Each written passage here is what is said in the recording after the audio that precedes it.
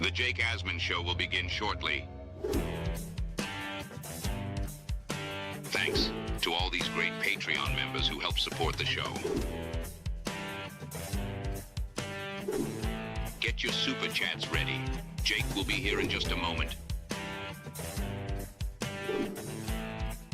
If you love the New York Jets, this is the place to be.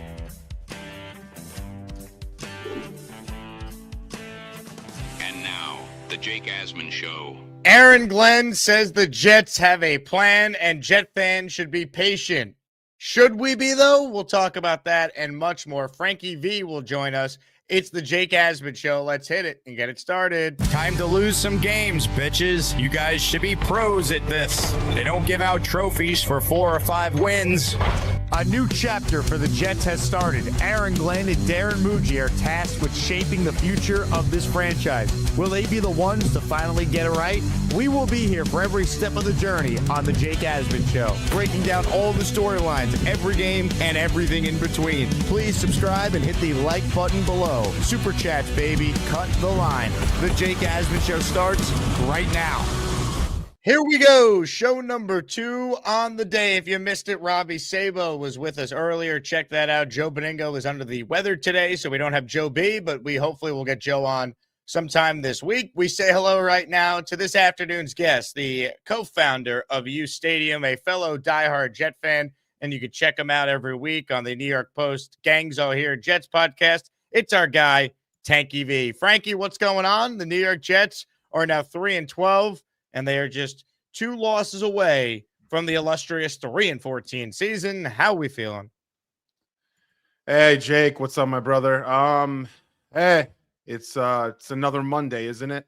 I was saying it to Ryan last night on our pod in the post game. I got no more passion for these guys, kind of keeping a little my cousin Vinny. I got no use for you. There's nothing that gets me excited about this team.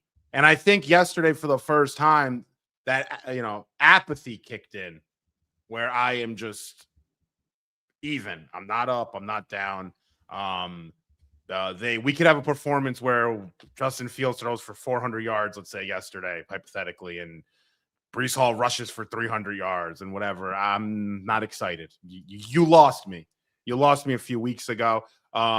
They probably are tanking. I mean, I think they're tanking. I'm pretty certain, because they're playing Brady Cook. But it's still a question mark whether or not these quarterbacks are actually healthy. But I would say they're probably tanking. So what's the point of really investing any emotional energy into this team? But outside of that, the plan that Aaron Glenn sold us in the offseason really fell apart.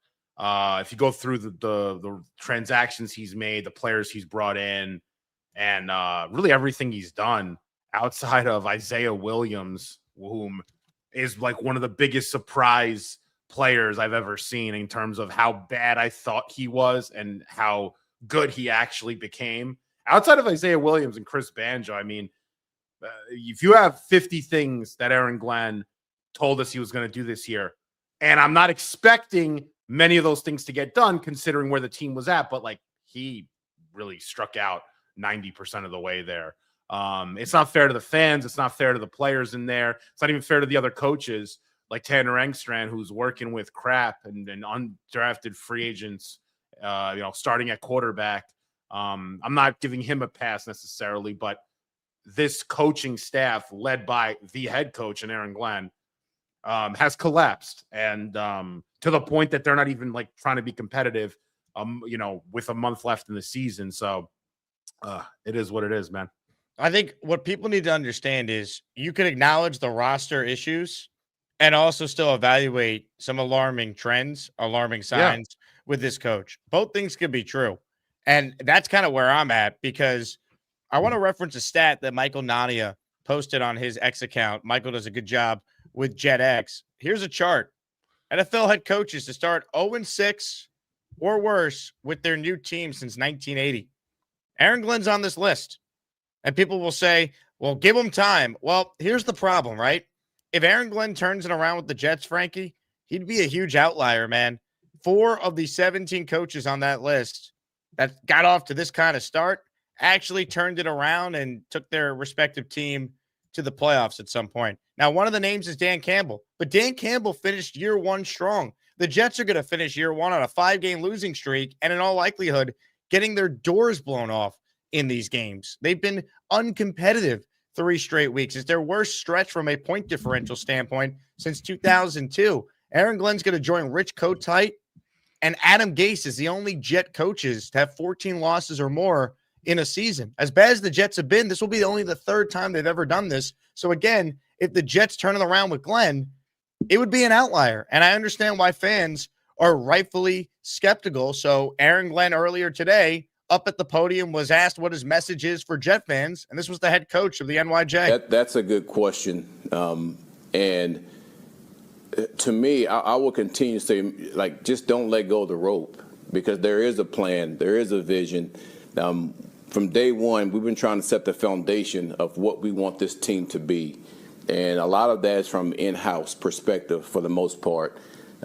You still have a number of things that you have to go through as far as, making sure that everybody understands exactly what you're trying to accomplish when you, like, what type of team do you want to be. And our guys know that. They do. But listen, we have to continue to work on that. Between me and Mooj, we got to continue to, like, players that we want. Like, that whole deal is something that we continue to look at. And for the fans, listen, it's going to be a tough road, and we knew that. But, man, the thing is, we know exactly what we're doing, and we do have a plan. And just don't let go of the rope. I would say that. Don't let go of the rope. That from the head coach. So, again, when Jet fans hear that from the coach, Frankie, they're probably thinking, I'll take that with the rope. Just don't let go of the rope. But it's hard to buy in. The words feel incredibly hollow. Now, I'm having an audio issue in my headset, Frankie, so I'm just going to reset my StreamYard real quick so I actually could hear you and we can finish the show. But you just heard Glenn's comments there. Give us your thoughts on what you heard and whether or not Jet fans should buy in, what gives you hope, what doesn't, and I'll be back in 30 seconds and we'll continue the conversation. No issues, Jake. Yeah, listen, the thing with Aaron Glenn is the reason he got hired was because he is a leader of men and he's going to motivate the troops.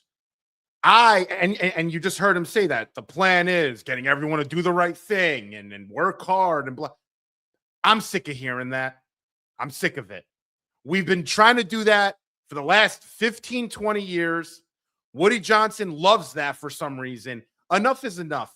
We need an X's and O's coach, someone that could schematically put guys in positions to make plays. I'm just sick of hearing this kind of stuff. It's rah-rah. We're going to be tougher than you. We're going to beat you down. Like, Rex did that, and it worked. Rex also was a very good X's and O's defensive guy. This guy's not. And defensive coaches that succeed go around the league. Defensive coaches that succeed, Jake, they typically have one of two things, usually two, great quarterback or great OC. Usually they have both. Go to that list you just had. That list, you have a great quarterback or a great play caller at the helm there. Jimmy Johnson had Troy Aikman. Kyle Shanahan took him a year or two, found the quarterback, but a phenomenal play caller. Zach Taylor had Joe Burrow. Dan Campbell had Jared Goff and Ben Johnson. I mean, I like Tanner Engstrand. That's not enough. He's too young. It's his first year. He has no experience. I'm not comparing Tanner Engstrand with Kyle Shanahan. I'm not doing that. I'm not comparing him to Zach Taylor. He's just starting out. That's why this hire was never right from the beginning. Like, from the onset, this was the wrong idea in who to bring in here. I'm not saying Aaron Glenn is a bad coach, although I can make that argument. He was a bad coach for here. He shouldn't have ever have been hired here. It made no sense. You're putting a square peg in a round hole here. Or you're putting a square peg where you need a huge peg, a huge round peg. Like, it just doesn't fit. It wasn't a good fit because what does he do well as a head coach, Frankie? Everything this guy promised to implement, promised to change, has regressed this season. He took over a 5-12 team.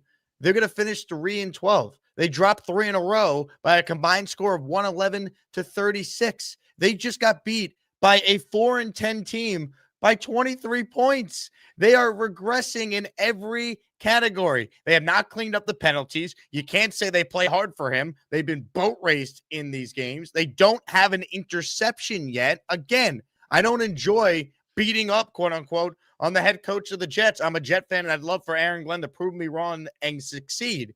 But what evidence do we have that there's some master plan that's going to work out? Your initial plan blew up in your face, so then you traded away Sauce and Quinnen at the deadline. Your plan wasn't to be the only team in the league without a win through the first 7 games of the year. So then you had to pivot after you said to everyone, you're here to win now and going forward. You made moves like split the Rodgers cap hit up over 2 years, so you had more resources for this year's team. You don't just take a lottery ticket for $30 million guaranteed on Fields. No, they believed they had a plan for him. He's never been coached properly. Imagine saying that Mike Tomlin and the Steelers didn't coach up Justin Fields properly when they went 4-2 with his ass and still benched him. Like the hubris and the ego from this head coach for him to now walk it all back. Oh, I never said when Jet fans would be proud of our team. Everything that he came in and said he would do, he has failed at, and I have no faith in him. And for him to preach patience to us is utter nonsense when he himself has been incredibly hypocritical every step of the way since he got this job. You're 100% right. Well said. And I'll say this also. Those Will McDonald comments he had, I went back because I remember when he said it, I'm like, how many practices have you guys had? So I looked, I think it was July 26th was the date. Would they have a week and a half of practice? How many practices and pads did they have? You're so prideful and you think you're the shit as a coach that you really thought that you're going to reinvent the guy in 10 days. Coaching is tough. Being a head coach in the NFL is very hard. You had the gall to go up there, call out the old guy who had a top 5 defense, by the way, in a few of those years, by the way. I mean, to think of Robert Saleh right now compared to Glenn, I would kill for Saleh to be back here. I can't even believe I'm thinking that. Thinking of Robert Saleh is like thinking of bringing Belichick here or something in his prime at this point. You had the gall to bring that up after 10 days of practice. Coaching's hard, man. You got a long way to go. Are you in the room? What are you doing during the week? Are you in the room with those corners saying, hey, if this happens, you got to bite on this and maybe you'll get an interception? He's obviously not. He's obviously not doing that stuff. I mean, I have all the moves that they made. They signed Justin Fields. They signed Brandon Stevens. They signed Andre Cisco. They signed Rashad Weaver. They signed that backup tackle from the Patriots. They re-signed Isaiah Oliver. They signed Josh Myers. They signed Jay Tufele, Tyler Johnson, Chris Boyd, Stone Smart, Rashad Weaver. They drafted Tyler Barron. They drafted Francisco Muaga. They drafted Arian Smith in the 4th round. Frankie, they said that Justin Fields has never been coached up properly and then went into the year with no receivers besides Garrett Wilson. Now, credit to Muji for the pivot, getting A.D. Mitchell and getting John Mechie. Like, we like those moves, like they're trying to address it on the fly. But again, every part of their initial plan was horrific. So now we have to put faith in the new plan because this is not their current plan. Glenn is having revisionist history when he's trying to sell this great fan base on the fact that they knew it was going to be a tough year. No, you didn't. And you asked, what exactly does Aaron Glenn do? Apparently, 8:05 every morning, this happens. I hug him every day. I hug him every day. So after he gets his daily Woody hug, what happens after that? That's what I need to know because he doesn't do jack shit. Excuse my language. I'm fired up and I'm tired of watching garbage football every year.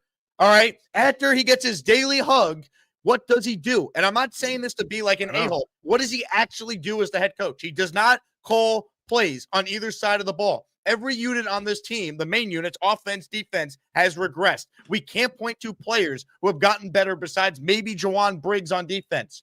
What does Aaron Glenn actually do? Stop bringing up. You really think Aaron Glenn had anything to do with Jawan Briggs being, playing a little better than what his standard play is? If we're using Jawan, and I'm not calling you out for this. I've heard this. I'm like, oh, it made Jawan Briggs better. Like it's a badge of honor. He's the only one. Guy's an average defensive tackle. He's playing a little bit better than what he's at. I'm trying to find something. I know. I'm with you. I'm trying. I'm It's sick of hearing that. He's Jermaine regressed. Jermaine's an important player. Juwan Briggs isn't an important player. You get those D tackles grow on trees. We're the freaking New York Jets, so we're shit. Jermaine regressed. Will McDonald regressed. Jamien Sherwood regressed. Quincy Williams regressed. Just don't let go of the rope. That's what I think about when I hear that. Just big ships take a while to turn, instant coffee leak. What happened to the guy that came in and talked the talk about what they're going to do this year? They're going to clean up all these issues. They're going to tackle better. Remember we made such a big deal over the tackling they were doing at training camp? They're going to clean up the penalties. Like, again, I'm not trying to sit there and tell everyone Robert Saleh was a great head coach. He obviously was not. They needed to move on. It was poorly handled by Woody doing it just 5 games in. But Aaron Glenn came in and he took shot after shot at Robert Saleh and his coaching staff, and he's put out a team this year that is worse than Saleh's first year by a wide margin in every metric. Saleh won 4 games with Zach Wilson in his rookie year and a way worse roster, even after the trades the Jets made on defense. The team they have right now is so much better than Saleh's first year, and he won 4 games with that team, right? They've had the same 5 offensive linemen for every game so far this year. They've had Breece Hall. What is the justification for the Jets to look this bad? Again, we can acknowledge it's better in the long run that they're losing these games, but should they really be getting dominated by the Miami Dolphins, who also suck, by the New Orleans Saints, who suck? They were 4-10 coming into that game yesterday. That's what I'm saying is alarming, because Woody might not do anything. We'll give Aaron Glenn a second year, and just like all these other teams that draft the quarterback for the coach who needs to win, he doesn't win. Look at the Giants. We're going to be doing a coaching search going into 2027. It's like, Woody, if you're out there, really consider what's happening with your franchise, because if you go forward with this coach, we are probably looking at another bad season next year, Frankie, and a coaching search in 2027 and making a mess of a situation that does not need to go down that path if the owner acted. But I don't think he will. Yeah. And I'm just accepting my fate that I hope I'm wrong. I hope Glenn proves me wrong, but I have no confidence in this organization. How could you? There's something they did too that I was completely against in principle. You fire Steve Wilkes with 3 weeks left in the season or a month left in the season. Like, are you serious? Like that's your issue. Like, you're going to point the finger like, look, the defense was bad. Look, I'm going to show everybody what we're running the Wilkes system. How about the Aaron Glenn system? You're the head coach. Yeah, you're the head coach. Get in that room. That's your responsibility. We know Steve Wilkes is going to be here in 4 or 5 years. You're praying to be here in 4 years. So people are praying for not to be here in 4 years. But that's what I'm saying. Like, it's your team. You're the CEO. You have all the keys. They gave you all the keys. They made you Jim Harbaugh. They made you Urban Meyer, who, by the way, got fired after a year. They made you Kyle Shanahan. They made you Sean McVay. Like, they made you Belichick. They made you Andy Reid. It's amazing he's in that conversation, by the way. But they made you that. That's your responsibility. You're going to fire a guy who, by the way, was wrongfully fired years ago, and I believe went through litigation with the NFL. I don't know the whole story. I really don't care, actually. But that happened a while ago. So, like, was that the right thing to do? The guy's been Steve Wilkes has been here forever. He's a veteran coach. Yeah, is he overrated and a one and done extraordinaire? Yeah, he is. But you fire him after what, with a month left? Like anything's going to change? As a matter of fact, nothing changed yesterday. You said the defense played good with this Chris Harris guy. Oh my God! They gave up 206 passing yards to Shuck at the half. At the half. They had nobody. They had Taysom Hill running the football yesterday. Didn't it bother you when Taysom Hill at the end of this game same story is clowning the Jets at the end? Like, oh, let's have the novelty act. Taysom Hill put up some more fantasy points at the end because the Jets are throwing it right to the corner to the safety that Aaron Glenn drafted, by the way. He bit on that play action. It's just it's disgusting, man. I appreciate everyone. I hate being this negative. I'm sorry, by the way, if we're both being negative here, but like, we're fans, man. We're sick enough of this. is enough, man. Like, people have to realize what's really going on here, because if you don't realize what's really going on, there's going to be no change. They got to do a lot this offseason. And unfortunately for some, the head coach will 95%, so I'm 95% certain he'll be there. But you never know. Comments, questions, super chats. Jet fans, I ask you, because Aaron Glenn spoke directly to you, to Frankie, to myself. Do you buy the plan that Aaron Glenn says the New York Jets have? Everyone's got a plan until they got punched in the face. And I feel like we as Jet fans God, we have been punched in the face a Just lot. don't let go of the rope. Now No, you know what? Aaron Glenn did get when we started 0-7 and that kept snowballing. It was 0-4 and 0-5. That's him getting punched in the face. I like one thing he did. I'll give him credit. I think the rebuild that he had to put together, he did. I mean, he got us the picks required to make a rebuild an actual reality. Some people assume that was his way of selling himself. I've heard that from a few people, like Aaron Glenn, by trading Sauce and Quinnen was his sort of like, it was like a ditched effort to kind of reconcile this season because of how bad it was trending. But even if that is the case, I think in the long term, it's better for us to have those extra 3 first-rounders and that extra second. And even A.D. Mitchell was a nice addition in those trades. So he did a good job there. And I'll say this. I actually think, I've said this to Nick, I've said this on Space, I said this to Ryan on Gangs with the Post. I think Glenn, as a front office exec, I think he knows what he's doing in that regard. I think he gets what it takes to build a roster, what kind of players you want, generally speaking, and the kind of system that maybe you need. But as like a head coach that's on the field every day and scheming up game plans, you got to be like a mastermind there to a degree. Or if you're not, you need people around you that are, and then you're doing those little things that are required. You don't fire your defensive coordinator that you said was going to, keep us on track and get the best out of these guys. And I mean, what does he talk? If it's coaching in one situation on defense, but you're not involved in the system, then what is it? Is it A or B here? Or you just don't know. And you're just like, whatever's convenient for you. I don't know. When he said last week, it's not about the X's and O's. It's like, no, man. No, it is. All about the X's and the problem is he was the wrong hire because he was hired to be the rah-rah CEO, fire up the troops, because like that might inspire Woody.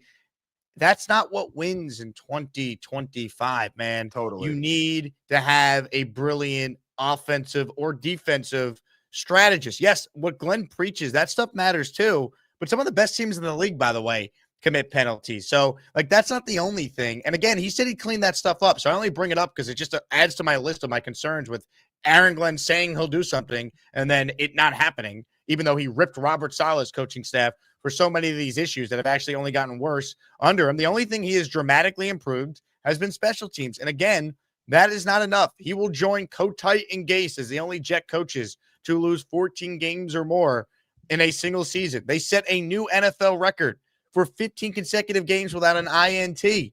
Like, it's remarkable. And again, he had the audacity to say after they lost to the Bucs, this is not the same old Jets. You're right, Aaron. It's actually worse. It's worse.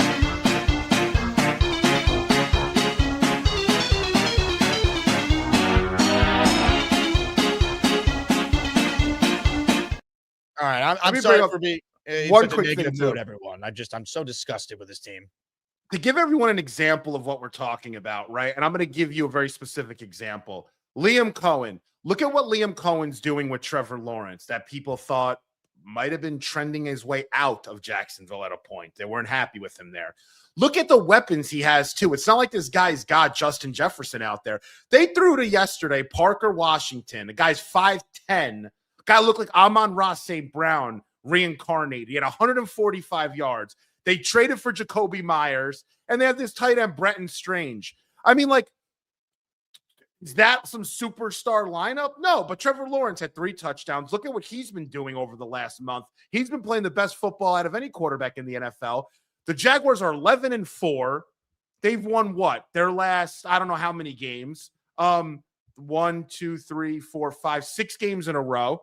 I mean, like, the Bears, they're right there atop of the NFC. Look at the Patriots. You gotta, in this league, this rah-rah crap cannot hold here anymore. We've seen it. We need strategists. We need X's and O's, mastermind people. We need the nerds, or we need a coach that has a little nerd in him. This guy's got no nerd in him at all. Nothing. What does he do?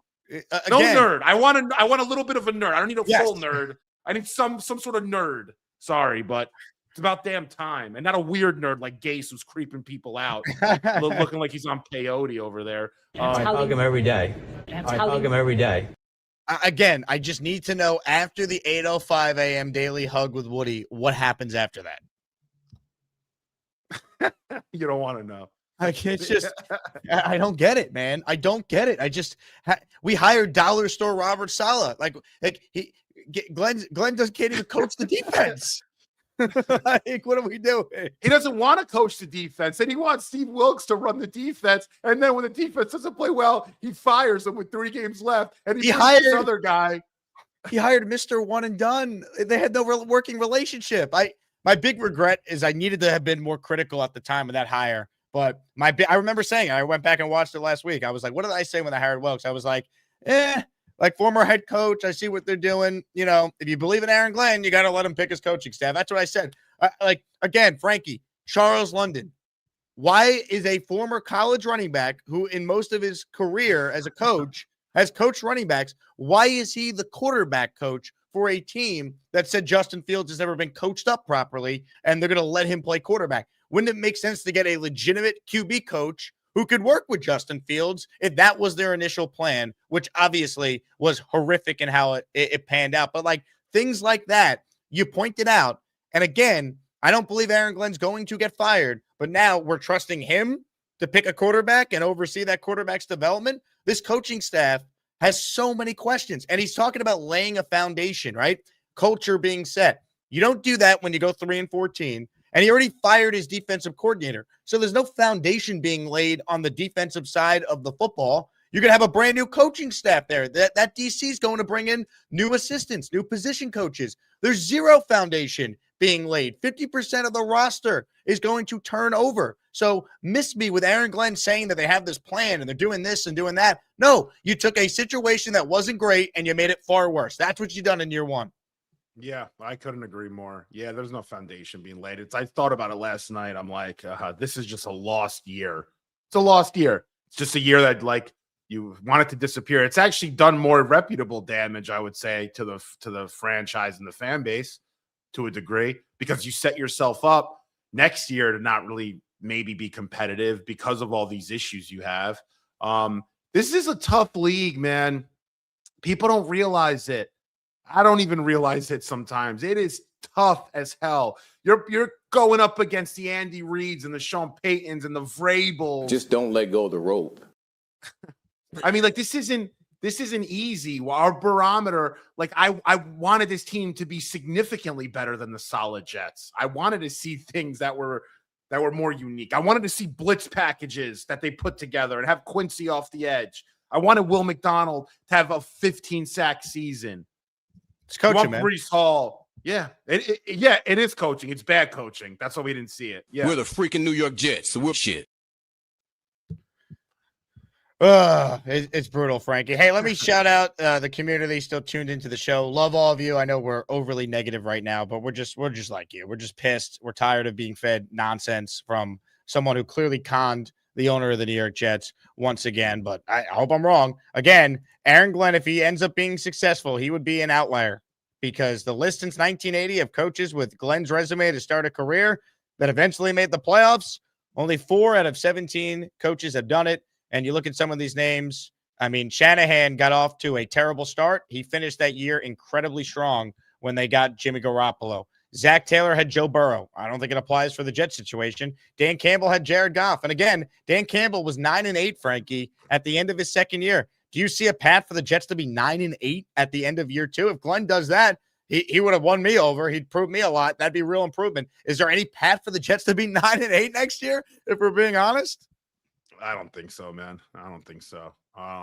And also, if you look at that list, the only defensive coach on that list is Jimmy Johnson. It's all offensive guys, yeah. It's all offense. And Jimmy Johnson was a defensive guy that sort of transitioned and liked the offensive side of the football a little bit more and liked working with the quarterback a bit. He kind of had a liking towards that. Completely different day. That's almost 30 years ago. That is 30 years ago.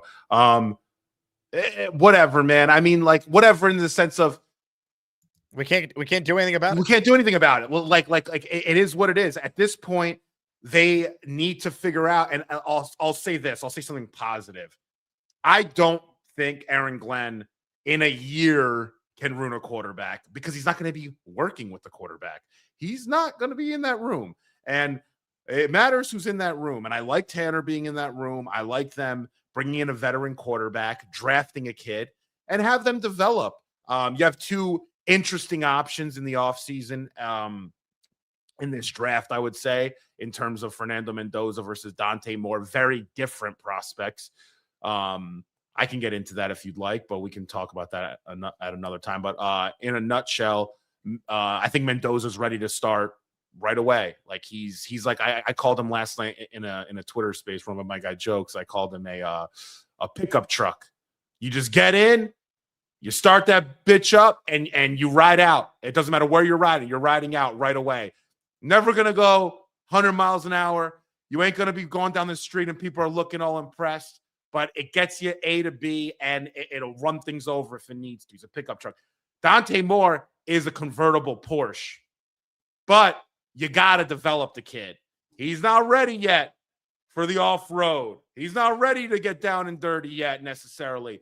You got to give him some time. Dante Moore needs like the Jordan Love treatment because when the pocket breaks down, Dante Moore gets a little erratic. He can make any throw. He's extremely athletic. He's got a beautiful arm. A little bit, if I had to put like Dante Moore, his profile, right, who he is, you throw these three guys in the pot. CJ Stroud, Jordan Love, and Zach Wilson. All in.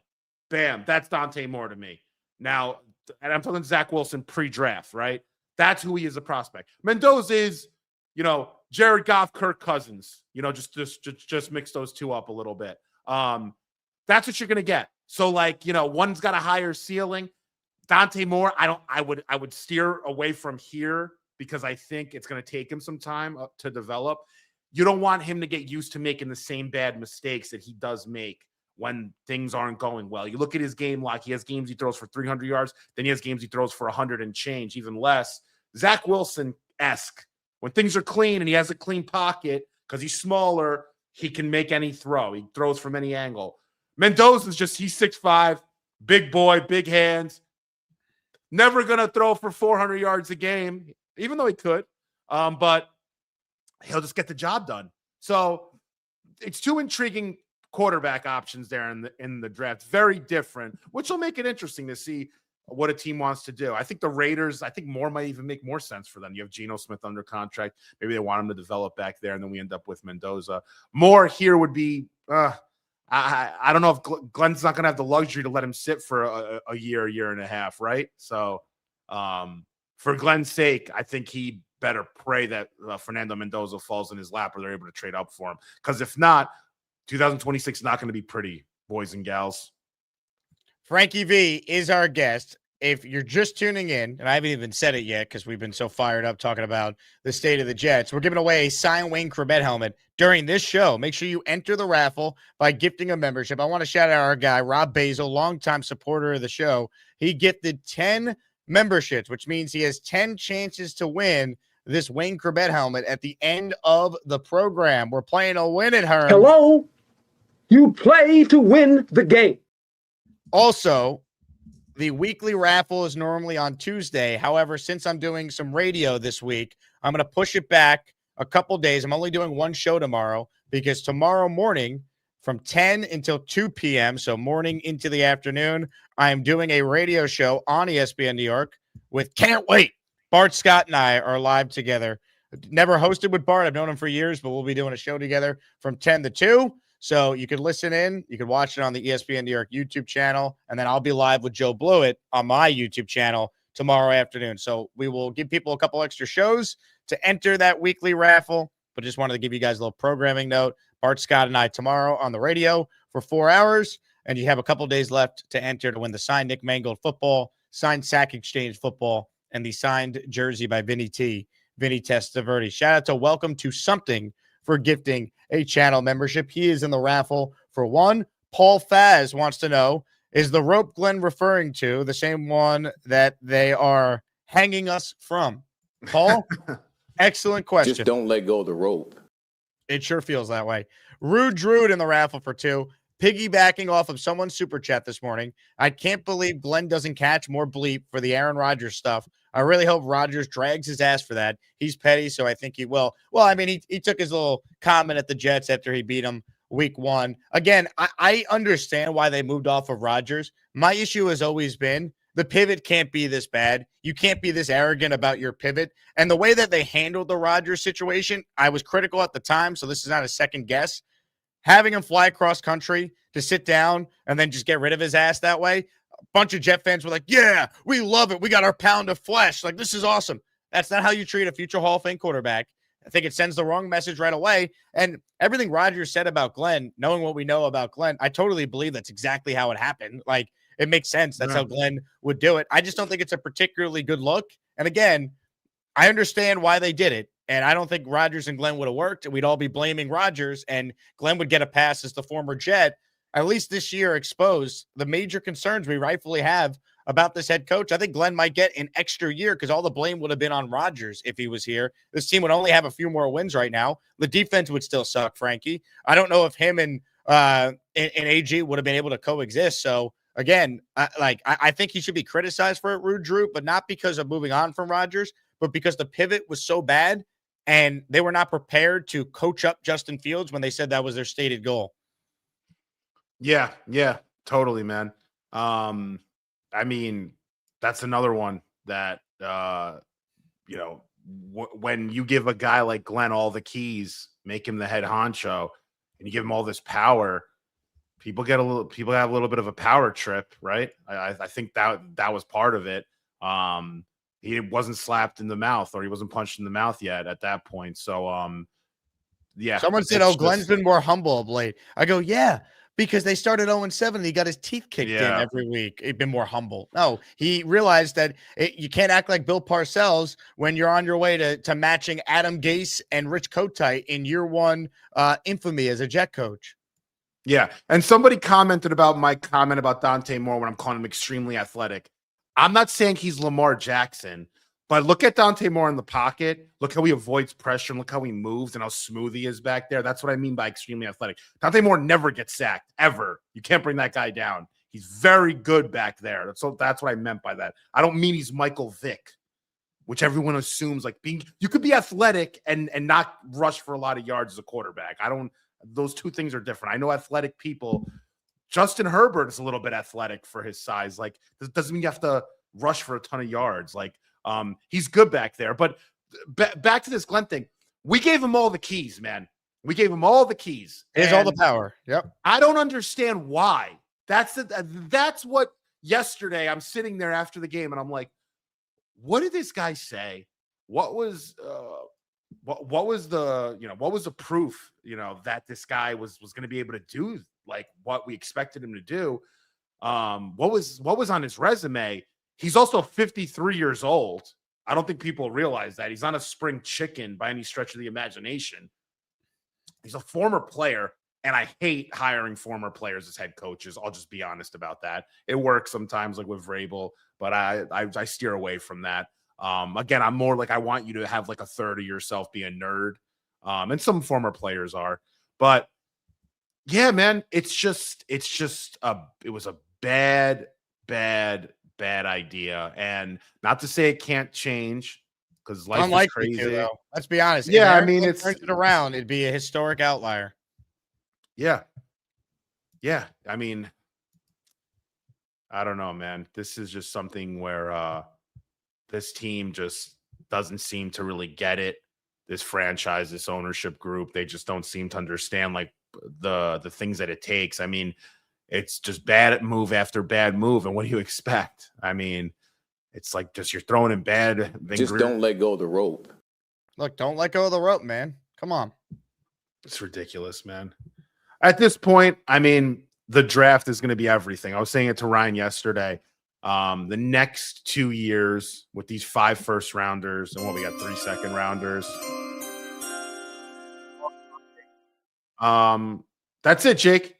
And if they don't make those picks happen and they don't get a quarterback, because out of those 5 first rounders and 3 seconds, right, in the next 2 years, they have to end up with a quarterback that's average, minimum quarterback that's average, and 2 players that are Pro Bowlers or trending to. That's all I'm asking for. I'm not asking for a lot here. 8 picks in round 1 and 2. Out of those 8 picks, get me an average quarterback and get me 2 guys that are trending or can become Pro Bowlers. And I'm fine. If you do that, we got something that we haven't had, which is an average quarterback, most importantly there. So that's what you need, man. We're presented by FanDuel Sportsbook. Here's the look at the line for the Jets and the Pats Sunday at MetLife. The Jets are a 12.5-point underdog. This will be even higher by the time we get the kickoff, is my prediction. I actually have people that have donated some tickets for this one. So holiday season, if you can't go to the game, if you don't want to go to the game, and you want to donate your tickets to your fellow Asmaniacs to take someone to this game, why they'd want to go, I don't know, but maybe it's a young kid who's never been to a football game before. If anyone's looking for tickets, please reach out to me. I'll see what I could do. We've had a couple of listeners already donate some tickets, so I'll do my best to distribute them to as many Asmaniacs as possible who could use them. Comments, questions, super chats. We will get more into that, but let's get to some calls, shall we? Rich's man bun is on the line. He's first this afternoon. Hello, Rich. Unmute your mic, Rich. Hey, Jake, how are you? What's up, Rich? Frankie V, good to hear you guys. First off, so I'm gonna defend Glenn for a second. So before I defend Glenn, I'm like you guys. I'm a very passionate, loyal Jets fan. I bleed green and white. And I have a different take from you, and I'm very triggered by what you guys are saying. But first, I want to start off by saying I fully respect you guys as fans. You guys have every right to be pissed off, angry. Jets fans, you guys have every right to be pissed off and angry. The season's been a disaster. It starts with the head coach, and Aaron Glenn has made big freaking mistakes. He has every right to be criticized, especially for his hiring of his defensive coordinator, Steve Wilks.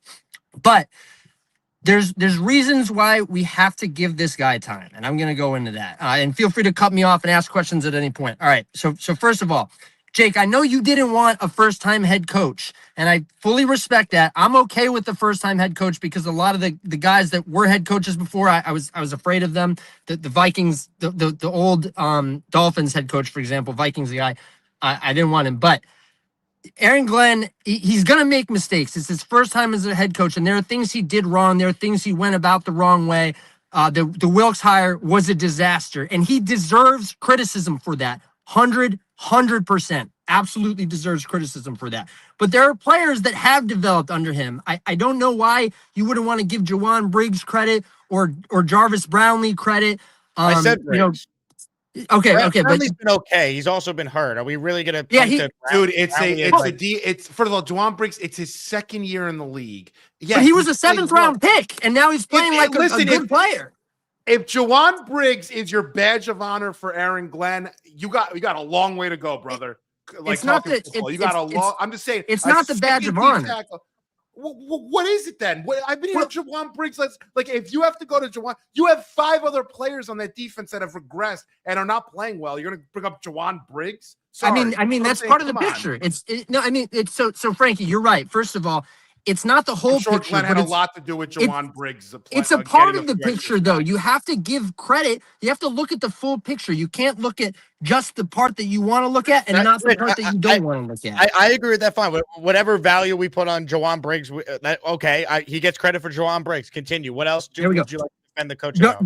Jarvis Brownlee, another player that was playing good. We picked him up. And the reason why these moves are important, guys, it's because the last regime, they could never develop any of these late round guys. So the fact that 2 of their in-season, what about Damian Sherwood? He was a 5th rounder. I mean, he was a 4th round pick, I believe. I think he was 4th. He was a 5th rounder. Okay. So he looked good, and he's regressed significantly, which is a problem. Yeah, and they developed him. Yeah.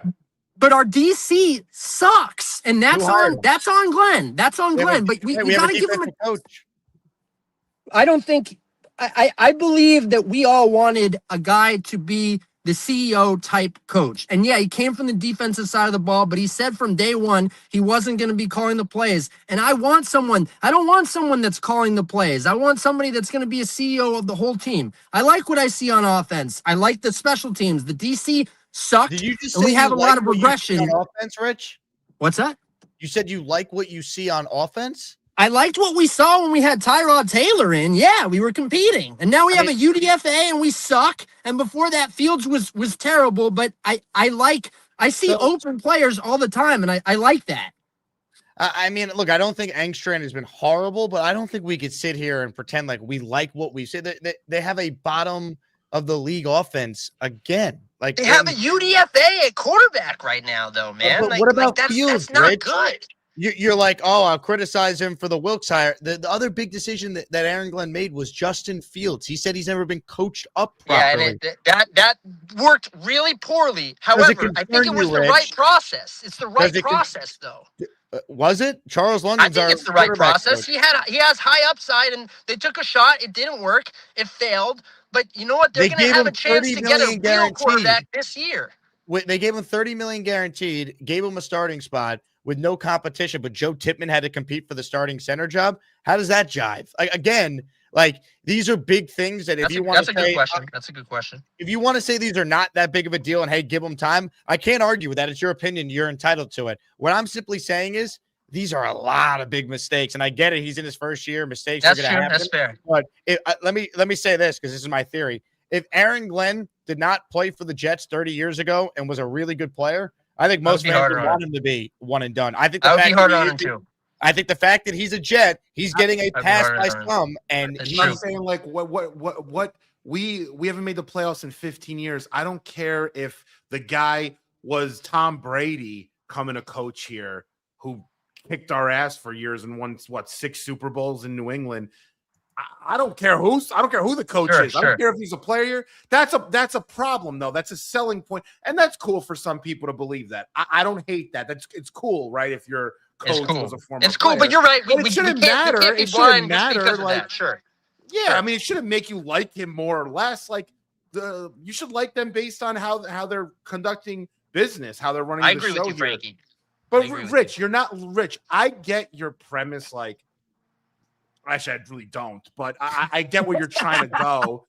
No, I get what you're saying. It's too early. Listen, that's what I'm saying. It's just too early. I'm not saying he's the guy. I'm saying it's too early to make a proclamation like fire him right now. I got you, man. That's all I'm saying. Yeah, it's just the thing is I've seen the story before, and someone like me personally, because obviously I'm talking from myself, I never liked the hire from the beginning. So this stuff this year is all kind of checking off the oh shit. You're like, I didn't believe in you. Why do I believe in you now? I don't think we needed a guy like that. I think we needed someone like Liam Cohen and Ben Johnson. However, they didn't even want to take an interview. If they wanted to interview, I would be all about that. Yeah, they didn't. So I wanted Josh McCown, but me too. I like Josh. Yeah. I like Josh. Yeah, listen, man. Hindsight's 20/20. It's easy for me to say, "Oh, I told you this, I told you so," and that's not always fair. But oh man, like real quick, Rich.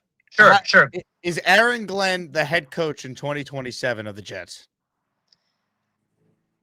I mean, gun to your head. I can speculate all day. I have no clue, man. Well, I'm asking you as a Jet fan who called in to try and defend this head coach. Is Aaron Glenn going to be the Jet head coach when the Jets play week 1 in 2027? It's such a good. I need a second to think. That's the problem. If you need a second to think about it, that's a real issue because now we're going to go through an entire offseason where they're probably going to spend a premium asset on a quarterback. They're going to spend all this money, and it's going to be like the McCagden cycle all over again where we let them spend the money, do the draft, then we get rid of them. Or we're going to be like, to even use a coach example, we're going to be like the Tennessee Titans this year when they make their pick of Cam Ward, and then Brian Callahan gets fired, and it's dead coach walking. We're just playing out the string. Like, why should I feel differently? Because that's the history of what happens with these things, right? Like, look at the Giants. Dable needed a quarterback. He got Dart. They didn't win enough. He got fired. Here we go again. The cycle just continues. Caleb Williams and the Bears. They kept Eberflus around.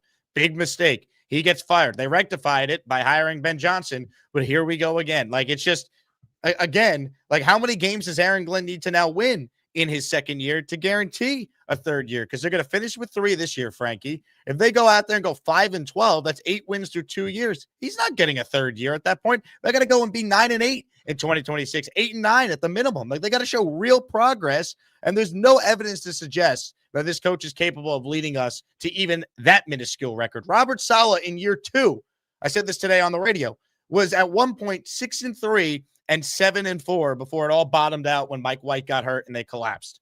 Is Aaron Glenn even capable of being fake good for half a season? Will the Jets ever be 6-3 or 7-4 like Saleh was in 2022 before it fell apart with Aaron Glenn here?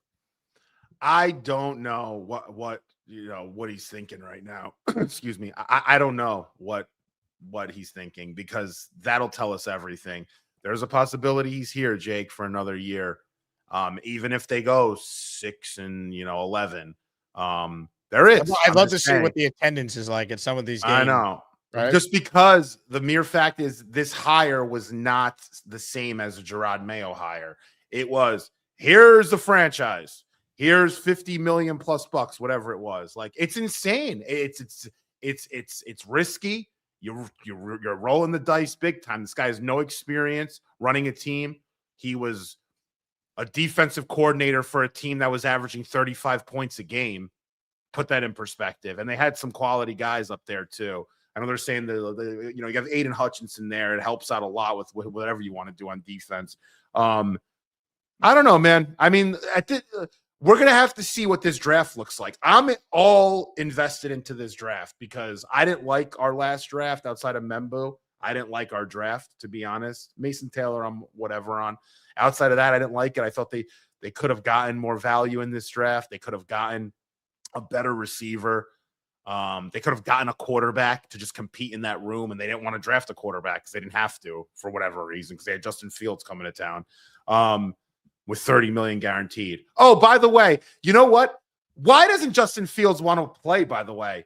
Yeah, Aaron Glenn brings you in, talks you up, gives you $30 million bucks. You're going to be a shining star here. We're going to revive your career, man. And the guy doesn't even want to play.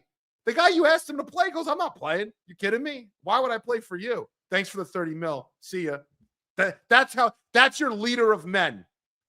I would have cut him so fast. I don't care about the money ramifications, or I would have called him out publicly if I'm Glenn. You want to be a leader of men? This guy spit in your face publicly, literally.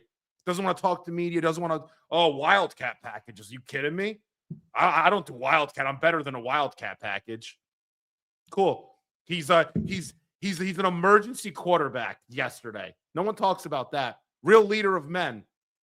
Please. I know leader of men in my life that if I did anything like that to them in my jobs that I've had, I'd be out the door in 2 minutes. Just don't let go of the rope. Don't let go, baby. Don't let go. It's all this rah-rah stuff. You know what, Dan Campbell, if anyone thinks I'm being hard, I watched what Dan Campbell said about Jahmyr Gibbs. Maybe it was last year around this time when Jahmyr Gibbs had a TikTok video with the chalkboard in the back. Do you remember that? They had plays on there. He goes, we'll take care of it. I guarantee you he'll never do that again. And when I heard that, I'm like, whoa, that's like one of your best players. Relax, man. That's a leader of men. Not someone that gets toys around and tells the team, oh, the media's your enemy. Don't talk to them. They're your enemy. All right. Cool. Unbelievable. Comments, questions, super We're chat. being hard, but I had enough, man. This is like, dude, we don't need to lie to ourselves. And this is the last time I'm going to do this, by the way. I'm gonna go with the show. I'm gonna line up and be a good soldier. No, stop that, dude. Stop. What do you want, Jake? I'm done, dude. Give your opinion. Don't apologize because you're skeptical of a coach who's about to go 3-14. You have every right to feel the way you're feeling. You can't fake it. I think people tune into our shows because we do give our authentic opinions. That's it. People could disagree with it. That's fine. As long as it's respectful back and forth, I don't mind. You know, I hope I'm wrong, but I'm not going to sit here and act like I think Aaron Glenn is our future and is doing a great job. When I just, in my heart of hearts, I think he's fired by the time we're done with 2026 and we're doing a coaching search in 2027. I hope I'm wrong and he wins so many games that he gets up at the podium and he says, Jake Asman, fuck you. I'd love that, but I don't think that's happening. So imagine he says that. Oh, it'd be amazing. That'd be kind of funny.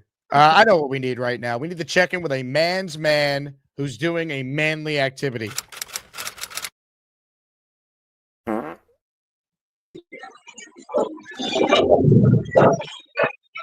We just got one spare. We're already getting started. We ain't done yet. We just begun. Now, let's get back over here and finish the job.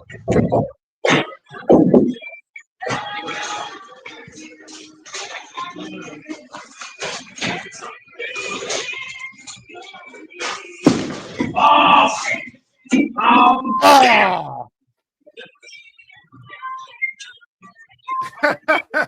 Good try, Beast.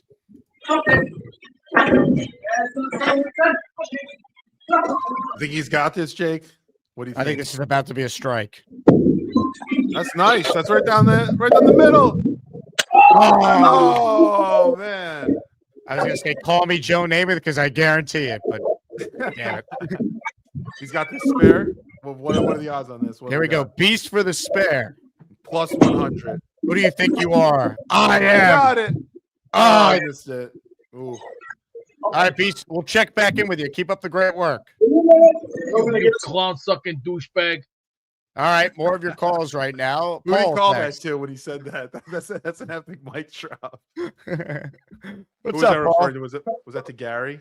Going on, Oh, boys? there's the rope. Letting go of the rope. I've hung myself long enough from that rope. Just don't let go of the rope. Paul is taking it to heart. I He tried won't let sending go. that in, and they made me edit it. I said I want to hang myself from that rope, and they made me edit it. I couldn't even send the super chat. I had to rewrite it. But talk about letting go of the rope. The whole team let go of the rope. Like, they're not buying in with this coach. You don't think these players say and see that they're not qualified, and they're not buying in either. Like, they're playing like crap for a reason, because he is not selling they're not buying what he's selling either. They know better, right? We lost our best defensive guy, begged for a trade. Williams is gone because he saw it right away and said, I'm wasting another year here. It's to the point it's that bad. Like, and when are we going to wake up? Well, we need to happen two things. We actually need our general manager, Muji, to sneak into Johnson's office, shut the door, and say, look, man, I've done pretty good for you so far. We still need to fix stuff. Let me run with this, and give Aaron a job, like in the office somewhere. Okay, keep him, but get him out and get somebody else in, because we're not going to win with him as a head coach. I don't care. Give him time, my ass. He's already not bought the players. So what are you going to do? You're going to dump the whole team, and then another regime is going to come in, and you're going to lose them too, because they could smell it and they know it. When they go to games and they see how unprepared they are and they see the methods don't work, they're eventually going to give up too. So he's got to go. And I know, won't go for a year, but we all know that it's the problem. And like you said, he's not going to be there in 2027. No. So let's waste a whole nother effing year, which is what we do. And we're going to suffer again next year. Muji's got to talk to Johnson and get him out and let him be an actual GM and pick an offensive coordinator, defensive coordinator. If he wants to keep our offensive coordinator, keep special teams, fine. Let a coach decide it. But Aaron should not have the decision making of this football team. It should be the GM. And my second thing is the quarterback situation. I can't get Nick Farry out of my head. I think he brought up was McCord. Who did he bring up that's on the bench for the Eagles? And I know he's an Eagle fan, but who was it that he brought up? Okay, Tanner McKee. Just hear me out. Just hear me out. We need multiple quarterbacks, and the one thing I like about that is he sat with a decent organization for a good year. I don't want to just go and get somebody that's already been playing for 3-4 years as a bridge. I mean, why can't we use him as a bridge quarterback? This way, we're at least covered. And if we could get a quarterback this year, why not have two? Why not have three? Why not have five? You could bring him in and other players, Paul. I agree with you. I don't think I would just bring in Tanner McKee and be like, he's the starter, that's it. If it didn't cost a ton to get him, sign a veteran, and still draft someone, now that's a quarterback room I would understand. But I don't know where you're at with like the Tanner McKee idea, but McKee can't be the only like proven option they bring in. He's not proven anything. Yeah. I'm with you there. Honestly, man, I don't have much of an opinion on Tanner McKee. If it becomes more realistic for us, I'll do some work on him. I haven't dove into Stanford tape. I know he had a really good game against the Giants a few years ago that people like. That's promising.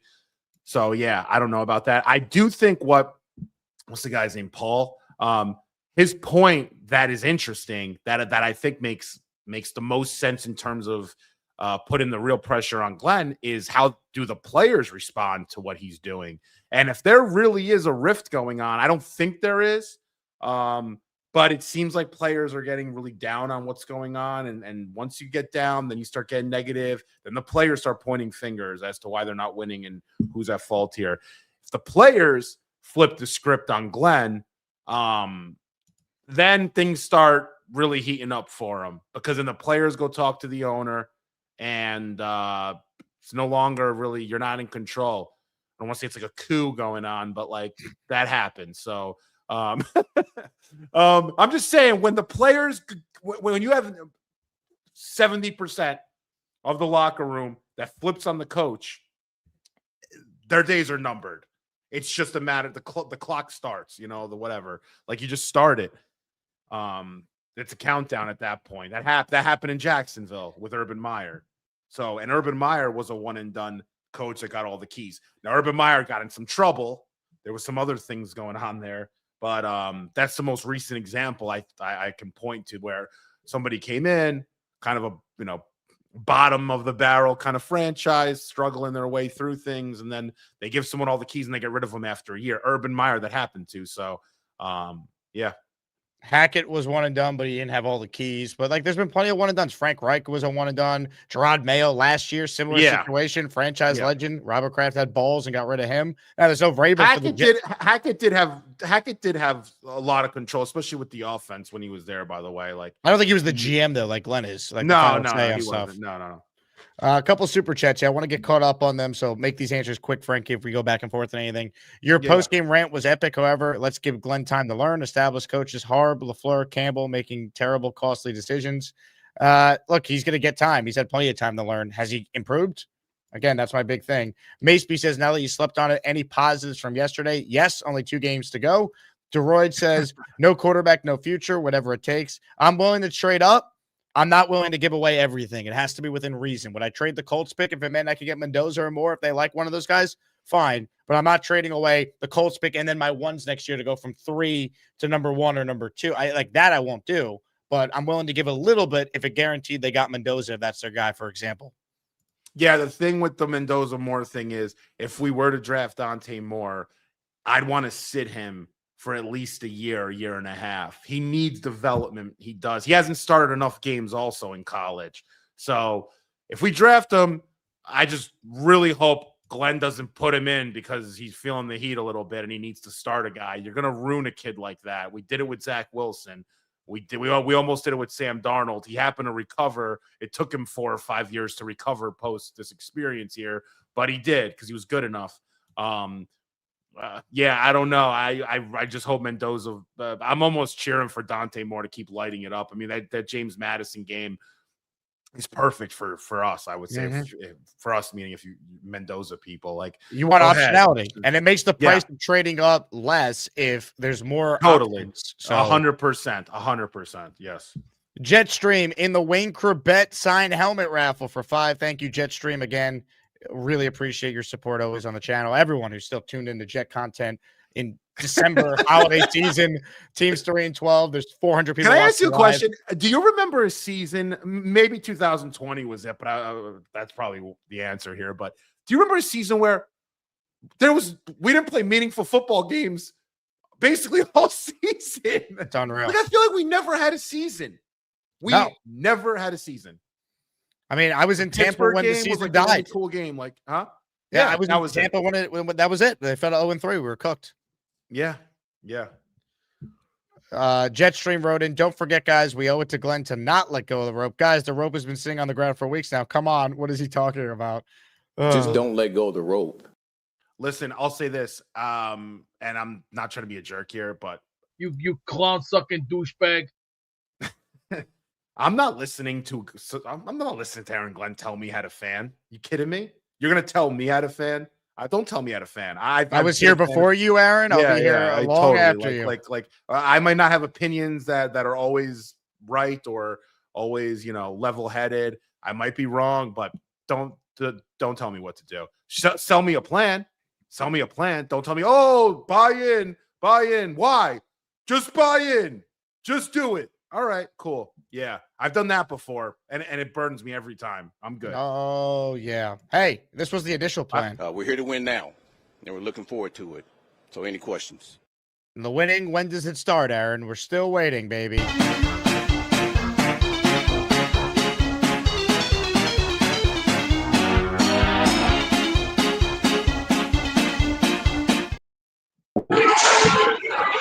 Shh.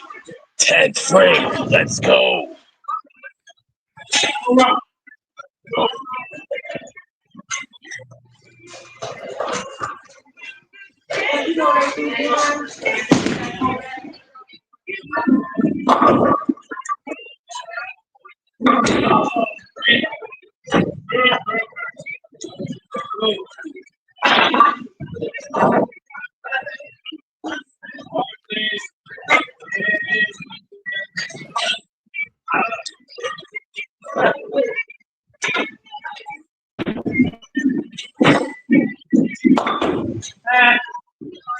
You can kiss my big ass. Woo! Well done, Beast. Well done. You want to hear a crazy stat, right? Just to go back to this, offensive coach versus defensive coach.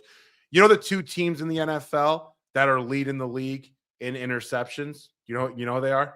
The Bears got to be one of them. Bears are one of them. And Jacksonville, they're leading the league in interceptions. Bears won, Jacksonville too. Didn't they hire offensive coaches? How is that possible? It's unbelievable, man. Listen, I'll tell you this. This is the craziest stat of my life as a Jets fan. This 15 games in a row without an interception. I can be the most negative fan ever.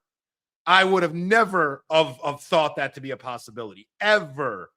Like to start a year. And our last interception was Ashton Davis had 2 week 17 or week 18 of last year. At this point, don't you kind of hope they don't get it? Like we made it this far. I do. Yeah. Just, you know what I mean? Like I want the record. Remember this season for it. It's something memorable. I remember I hated Adam Gase so much that I wanted them to go, not just because of Trevor Lawrence that year. I wanted them to finish 0-16. So they were the first ever. They were the first. So like Gase had to wear the 0-16. Like they were the first ever Jet team to do that. If it happened, he'd have to always be associated with coaches to go 0-16. And it's like Hugh Jackson, Adam Gase, and who was the guy? Rod Marinelli, who was the Lions coach. Yeah. It just, oh my God. And the thing is, the funniest thing about it is Aaron Glenn was a former corner who actually got a ton of interceptions. Was a great player. He was a great corner. Aaron Glenn, I looked yesterday. Aaron Glenn for his career had 41 interceptions, right? Fourth in Jets history. Yeah. In 01, he had 5. The year before 4. The year before that 3, 6, 1, 4, 1. He had a ton of picks. The whole team. You know how hard. Listen, it is impossible to go 15 games without an interception, especially considering the quarterbacks that we've played. I look at some of the quarterbacks we played. Dylan Gabriel's what? Backups, guys that were hurt. It's improbable. And you're not forget about just getting a lucky pick. What about a tip ball on the line of scrimmage, a defensive end getting their hands up, knocking something up there, and someone we haven't gotten anything. Most weeks they don't come close either. Yeah. I could think of maybe 3 or 4 that we could have had maybe. Week 1, they dropped 2. Stevens dropped the pick 6 on Rodgers that would have won the game. There's been a couple moments, but most weeks they don't even come close to the football. It's stunning. More calls before we get back to your super chats. Ladies and gentlemen, this guy is a huge fan of the Jets. He's an even bigger fan of Aaron Glenn. I lied. I don't know how he feels. We'll find out right now. Josh is next. Hello, Josh. What's up, Jake? How we doing? Hello, Josh. Are you excited about another year of your life where the Jets haven't come close to a winning season? I mean, at this point here, Yogan, I don't even know I told my brother this when we were watching the game. I don't even know what it feels like to like go into a game and like expecting to win. There hasn't been a single one game where I was like, yeah, okay, we'll just win this week. That's never happened to me before. So that's something to think about. Never happened in the kid's life. I'm sorry, man. I'm sorry. That's something to think Just hold the about. rope, Josh. You're the new generation. You're lucky you got Yeah, the Yankees banner up there. I'll tell you that. Yeah, it's pretty bad. But I mean, New York sports all around has been terrible, except for Jake's Knicks, who are apparently not hanging the banner. But Jake, your opinion is Oh, you we're think hanging a Glenn? banner, Josh. We're just waiting till June to hang the thing, baby. Yeah, okay, all right. All right. We'll see about that. I think there's 5 teams in the Western Conference that beat the Knicks in a 7-game series. Well, guess what? The Knicks only have to play one of those teams, and may the best team win, baby. Go ahead. That's true, but the West, I think the winner of the West should take care of the winner of the East in 4 or 5. Is your stance on Glenn, Jake, that you think he deserves to be fired, but they're not going to because the Sauce and Quinnen trades are going to save him? Yeah, again, like if Woody Johnson wanted to fire Aaron Glenn, there's a very easy case to make why he should, and I would fully support that decision. I don't believe he's going to because I think he still believes in Aaron Glenn, as crazy as that is to say. I think Glenn has won Woody over, and I think Woody is going to give him another offseason because he allowed him to make the Sauce and Quinnen deals, and I don't think they make those deals unless they felt confident internally that they were not going to be worried about being one and done. I think that's why Muji and Glenn felt comfortable making those trades. Those deals are crazy, but the thing that stands out most to me is I think there was 2 moves this offseason that was all Glenn that Muji wasn't involved in. Because Muji has been good when it's been him, whether it's shoring up the defensive line right before the season starts. He made a couple good picks in the draft. I think the 2 moves that were all Glenn were Stevens and Cisco. Cisco's been an unmitigated disaster, and Brenton Stevens has been a very, very big overpay. So you're talking about a guy who can not only not get his team to execute, go 0-7 to start the season, but then the 2 moves that he was trying to jump in on in the former position he played. I mean, I feel like out of anyone, he should be able to analyze who's going to be good. Those are the 2 moves that look like a train wreck at this point. So I don't even know what to expect. And now we're asking the guy to go out here and trade up for a franchise quarterback, which is beyond ridiculous. Well said, Josh. Stevens has been a little better. He's still, to Josh's point, probably overpaid. The Cisco signing was a disaster. At least it was only a 1-year deal. Look, again, if we could go through it, it's hard to find a lot of things that have worked out. Quantez Stiggers, I've always been a fan of his. I know he has struggled at times this year. I think he's playing out of position.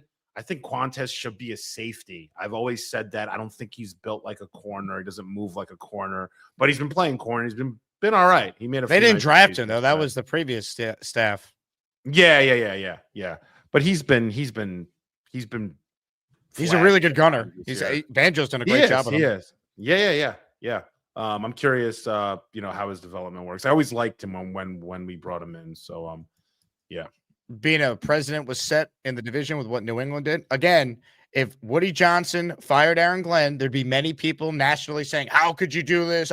If he did it, I would support it. I would understand what he's thinking because these people aren't watching the Jets every game, every snap of every play like we are. We know what we're watching. I get it. They're tanking. I get it that they're not trying to do everything in their power to win, but there's just so many red flags, man, to allow this coach to pick a quarterback. It's so risky, man. It really is. I'm very nervous. Eli I'll says, say this. I'll say this. I'm less worried than most anti-Glenn people, let's call them that. I'm less worried about him ruining a quarterback than most people in that crowd. I'll tell you why. I don't think he's going to be working hands-on with the quarterback. But is he help? Is he get involved? Who's helping the quarterback though? It's going to be the OC, and it's going to be whatever quarterback coach is there, and whatever other quarterbacks are in that room. Jake, I just don't think he's going to get involved enough where he could ruin someone.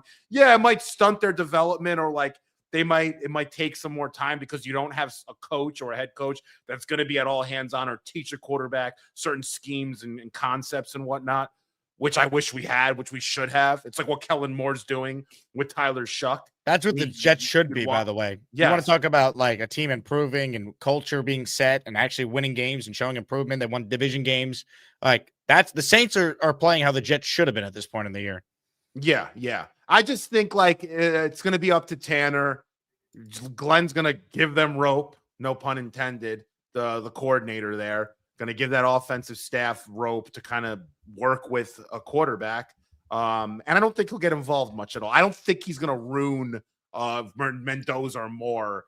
Is he going to help? No, I don't think he's going to help at all, actually. But the process there, I think, falls more in the hands of Tanner and the quarterback's coach. Hopefully it's not this guy, Charles London, and the coaches there in general, the coaches on the offensive side of the football. That's my opinion, by the way. I'm looking at this a little differently. I don't like I'll give an example, right? Mike Vrabel, when they brought in Ryan Tannehill, Vrabel really didn't do much with Tannehill. He kind of let Tannehill work with the offensive guys and develop out. Like it's fine. Because he hired Matt LaFleur. Yep. Who did a really good job. Yeah. You got to hit on those things, though. Yeah, for sure. Like that's the thing. Another thing with Aaron Glenn, he's going to have great coaches around him to make this thing work too. Like he's got to be able to find and get great coaches around him. That's part of what his job is. He can't get away with saying, "Oh, I just have a fill-in DC and I'm going to help call the plays and work on game plans." No, he's literally allowing these coaches to really do whatever they want with those sides of the ball, which could be good if you had great coordinators and you had the players to make it happen. I don't like that philosophy much. I like when you know something really well, you bring something, not the rah-rah leader of men BS that I'm just sick of hearing. What DC worth his salt's going to want to come on the sinking ship with a high chance the whole staff is gone by the end of next year? That's on Aaron Glenn to get this coordinator hire. I don't care what DC would or what. Like Aaron Glenn, you made your bones on the defensive side of the ball.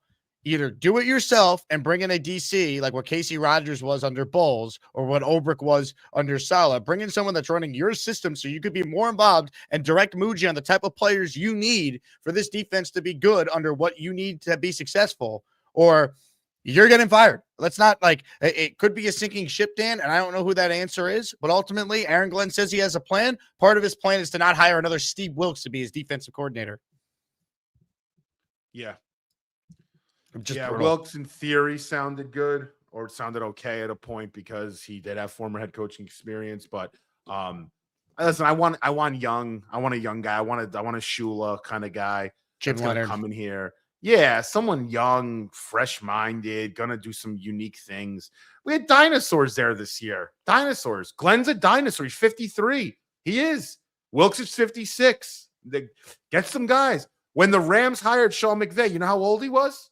31. 30. 30. Yeah, he was 30. Just don't let go of the rope. Kellen Moore is in his mid to late 30s. I mean, like, get some young guys in here. Ben Johnson's in his what? How old's Ben Johnson? How old's Liam Cohen? These guys they're not even 40 yet, these guys. We're hiring a 53-year-old rah-rah guy. Yeah. Come on. Like, when's enough? I'm sick of seeing this. And I'm not surprised at all where we are right now, Jake. I'm telling you, I know I might have predicted 7 wins or whatever. Did you? I don't even think you were that high. I wasn't that high on your show. I was that high on Gangs. I predicted, I think I was 6 on your show. I thought the defense was going to be pretty good. I think we all did. Did people remember what we were saying over the summer? The people that are defending Glenn right now, we already admitted he screwed up his defense so badly he fired his defensive coordinator before the first year was even over. Do people remember what we said about the defense in the summer? Everyone thought they were going to be good. We have Aaron Glenn. We have 8 of our 11 starters back. Oh, clearly they're going to be coached up better now because we saw it all fall apart after Saleh got fired. And now people are like, oh, the defense sucks. They don't have any players. They sucked with Quinn and Sauce. That's not what you all were saying over the summer. These Glenn morons out there that defend everything the guy does. If he didn't play for the Jets 30 years ago, the entire fan base, not maybe the 75% that do right now, would be out on him. Let's be honest. They would be out on him. Let me do one more call with you, Frankie, because I want you to get a chance. Last call? All right, let's do it. To experience this guy. Ladies and gentlemen, it's time.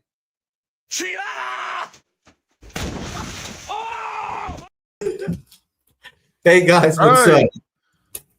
I mean, what has this guy done good? Like, what can we say that that we could like stand behind and say, oh, that this was a positive? I guess we won after a bye, right? That's it. One after a bye. Special teams is really good. Yeah, but that's it. I mean, guys like Dylan Gabriel carved us up, and this guy last week, these rookies, right? These guys we should be killing. But no, we got receivers running 5 yards free every play. Any crossing route that goes, we're getting beat. That big, slow fucking Miami tight end, he ran all the way across the field. Yeah. Nobody could get him. Remember that? Look at Juwan Johnson yesterday. I mean, those guys, that's alarming, Park of the Morning. What's up, man? Like, I'm with you. Like, I don't see an end in sight fixing this defense with Aaron Glenn. And it should be the opposite. Like, he should be the guy that can fix his defense. What does he do all day? He gets his hug at 8:05 a.m. And then what? Seriously, I need to know. The offense could be pretty good, actually, in a few years or a year. With the defense, there's no end in sight. These guys are so open. It's a joke. It's a real joke. Like yesterday, no one talks about he had over 200 yards passing. Tyler Shuck at the half. Yeah, first half, 206. Right? Yeah, we have 19 more games of this. 19 more games. If we have one more, I can't deal with one more year, Glenn. If we go out and they score 80 points on us in the last 2 weeks, I can't see how you bring them back. I can't see how you hang it up and say, pat him on the back and say, yeah, go ahead, Aaron. Here are the keys to the city, pal. What? They did. I can't see it. Yeah. I have no faith in him whatsoever. You shouldn't. Zero. Yeah. Park, well said, man. Look, again, we're all going to be hopeful because if you're a Jet fan, you still are obviously rooting for Aaron Glenn to do well and succeed. But I mean, this is a good stat here from our guy Connor Long. Entering this season, 18 head coaches since 1979 finished their first season with more than 10 losses. Aaron Glenn has now joined that list. Among those 18, only 2 later led that same team to the playoffs. And the 2 names that did on this list were Dan Campbell and Zach Taylor. Zach Taylor had Joe Burrow, and Dan Campbell has Jared Goff, who, despite a bad year in Detroit that first year, he had already been to a Super Bowl with Sean McVay. I don't know who the Jet quarterback is next year. And again, Dan Campbell's an offensive guy. Like Aaron Glenn doesn't even say that. People think he's a defensive guy. He was a former tight end. He wasn't. He's calling their plays right now offensively. Yeah, exactly. Yeah, exactly. Everyone thinks because he's like a tough guy, he's like a defensive guy. I mean, it's usually like that. Listen, man, my last words, man, about this, and I'm just gonna keep it real. This team at this point, they have to find a quarterback, and that's it. Like, we can complain about Glenn. Glenn's not going to be here in 5 years. I would bet any amount of money in the world. Like, I'm just saying, he's not going to be here in 10 years. He might not be here in 2 years. He might not be here in a year. With that said, find the damn quarterback, get a few players, get more players on that offensive line, because that center and then left guard combo there's a lot of work to do with those 2 spots. Timmon I like, but they got to fix this John Simpson thing. He can't be playing next to Olu. He's a liability in run blocking, and Olu's profile as a tackle isn't a run blocker. They got to fix the defense however they want to, but just make the offensive line a strength of this team. Invest more into it. When you think it's finished, it's not a finished product. Invest more. Spend more on it. Draft a guard. Draft a center. Draft a tackle later on in the draft. You might bring in an extra tackle. One guy might miss a game. Make it so every single week teams are fearing our offensive line, and we're going to stonewall people. Not like we did yesterday, giving up 8 sacks. And then get the quarterback. And then we can figure everything out after. Then you have a competitive advantage against the rest of the league, because most teams don't have elite offensive lines with elite quarterback or very good quarterbacks in tandem. And if you do, you're in like the conversation with maybe 2 or 3 other teams. We have the draft capital to make it happen. Make it happen. And then screw the head coach. It doesn't even matter at that point. You're almost head coach proof, if that's even possible. Frankie? Godspeed, man. Appreciate you coming on. We're talking about being head coach proof for an NFL team. That's where I'm at, though. I want to build this roster where it's head coach proof, like the Broncos were that year. They won the Super Bowl. They were head coach proof. Yeah, good. Coach proof. You're the man, Frankie. Great job. Continued success. Appreciate you, bro. Frankie V, U Stadium founder. You could listen to him, Ryan Sampson, and Brian Costello, part of the New York Post gangs all here. Jets Pod. Jetstream says, I want a documentary on what AG does. Me too, man. We know 8:05 a.m. approximately every day this happens. I hug him every day. I hug him every day. But from that point on, what then occurs? I need to know. He doesn't have any involvement in the defense. His words, we're running the Wilk system. We know he has nothing to do with the offense. Is he going to claim he's the special teams guru? I just, God, man. Eli, we suck. Probably forever. Get me in the raffle. Happy holidays. Merry Christmas to you and Tanky V. Thank you very much, Eli. Signed Corbett helmet. Raffle coming up. Appreciate all of you. Make sure you enter if you want a chance to win this. Lou B in the house. What's up, Lou? Any chance the Giants take Mendoza at 1 and trade Dart for a first? Browns, Jets, LA. Tanky V, you were right all along.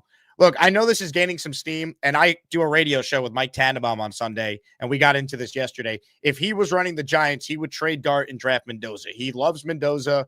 He is so high on Fernando Mendoza compared to the Matt Ryan. Thinks he's a great quarterback in the making. Like he is as high on Fernando Mendoza as I've heard anyone in media say. That said, I don't believe everyone feels the same way he does. And I do think if the Giants finish with the number 1 pick, they would keep Jackson Dart and they would trade out and they would get a haul. I think that's what they would do. Now, could things change? Sure. I know Dart played poorly yesterday, but again, he's already shown you at the NFL level that he could be a good quarterback.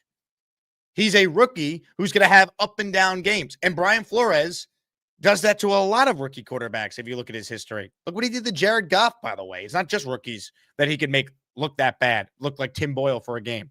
And Dart is in an awful situation right now. The losing is taking a toll on him. They don't have Malik Neighbors, no Scatterbo. They're a mess. Like, Dart's already ahead of where Eli Manning was in his development as a rookie. Like, Dart has already shown you he could be a good quarterback. It's all projection with Mendoza. We don't know. We think he'll be pretty good. I think he'll be good. I like his floor. I don't think the Giants would mess with that, though. You've seen Dart do it at the NFL level. Does he need to learn to take care of himself better? Sure, he'll learn. He's young. He's got to go through it and get the experience. And if he's made of the right stuff, this will help him become a better player. I think he's the Giants guy. That's why the Giants, if they finish with the number 1 pick, they're not going to take Fernando Mendoza. I don't buy it. DeRoyd says, Jake, do you want Muji and Glenn fired together? If you told me that Muji stayed and would be a part of a coach search for the next guy, I could live with that. If getting rid of Aaron Glenn meant Muji had to go also, thank you for all the draft picks. We'll see you later. That's kind of where I'm at. I think Muji's done his job far better than Glenn has done his, but I don't even like entertaining these conversations, Story, because, again, I don't believe Woody Johnson's got the balls to fire a coach he handpicked after a year. Would he be justified if he did it again? You know, people would criticize the Jets for that. Not me. I would understand. I get it. Because I think my fear is the Jets are going 5-12 next year. We're going to do this anyway. So why are we delaying the inevitable? Now, could it work in reverse? Glenn could make these great hires. They could spend the draft capital and nail the picks, spend the free agent money wisely, and be a good team next year? Sure. But again, we are talking about outliers here. 4 of 17 coaches since 1980 that started 0-6 or worse actually ended up making the playoffs. 18 coaches since 1979 that finished their first year with 10 or more losses. Only 2 took that same team to the playoffs. If Aaron Glenn ends up being a successful head coach, he would be a big outlier in doing so. These are facts. All right, that's not even opinion. Like, that's just what the data says. Common Country, what do you think Tannenbaum and the 33rd team saw in Glenn, considering his poor stats as a Lions DC? They saw a leader of men. They saw a CEO. I think they hired Aaron Glenn for the wrong reasons. I think Robbie Sabo has been on this from the beginning, and I gave him credit on the radio today when I talked about this. He's 1,000% right. The problem for Glenn is he's focused on the old school like talking points, effort, penalties, field position, turnovers. And obviously that stuff matters. But in the NFL, like that stuff is not the end all be all over having someone who is driven by strategy, scheme, game planning, especially on offense. It's an offensive league. We know this. The best teams in the league, their coaches are predominantly offensive coaches. Good teams win because of X's and O's, not because they played harder or they committed fewer penalties. Like Glenn sounds like a coach that probably would be good in the 90s or the 2000s. The New York Jets are bad because we continue to diagnose the wrong problems. They're not losing because of effort. Even the penalties. I only bring it up because Glenn said he would fix it, and it's proof that he can't fix it because it's still a problem. He started this press conference after the game yesterday talking about how the penalties destroyed them. You were supposed to clean that up, coach. But they're losing not even because of that. They're losing because they get out-schemed and out-thought every week. The Jets, every single game, are at a schematic disadvantage. And you look at the schedule next year, right? And I'm a sick-in-the-head Jet fan. I already did. How many of these games that the Jets will play next year will we have the better coach-quarterback combination? How many of these games next year that the Jets will play will we have the better coach or quarterback in the matchup? We go into every game at a huge disadvantage. When the New York Jets take the field next year, how many times will we have the advantage at either coach or quarterback or the better of the two in the matchup? Now, could we get lucky? Fernando Mendoza's as good as Jaden Daniels was in his rookie year, or CJ Stroud? Sure, we can. Are we really banking on luck? That's what we're going to hope for. Okay.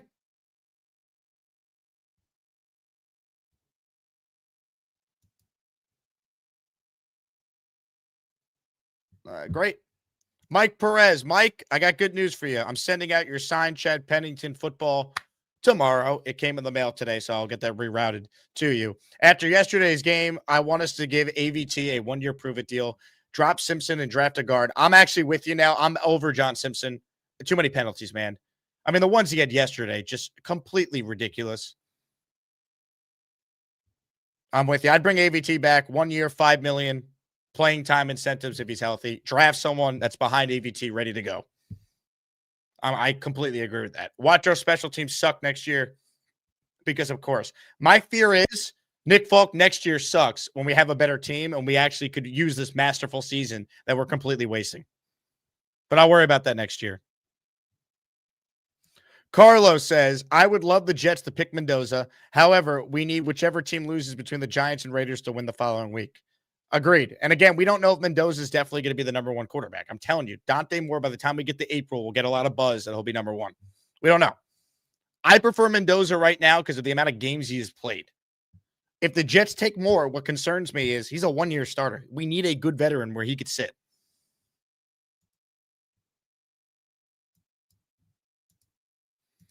That's where I'm at. More of your calls right now. Mad Max Rules has entered the studio. Can you hear me? Yo, can you hear me? What's up? Oh man. Good job. Yo, can you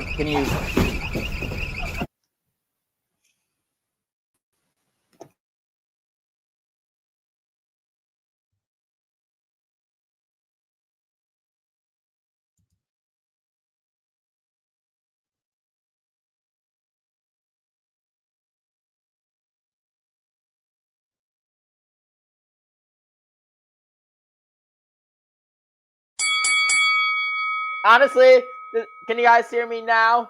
Oh man, let's talk about what Aaron Glenn said. He was like, oh my God, for the fans, listen, it's going to be a tough road. We know that, but man, the thing is, we know exactly what we're doing. We have a plan. Just don't get off the ropes. Honestly, he's clueless. I can't hear you.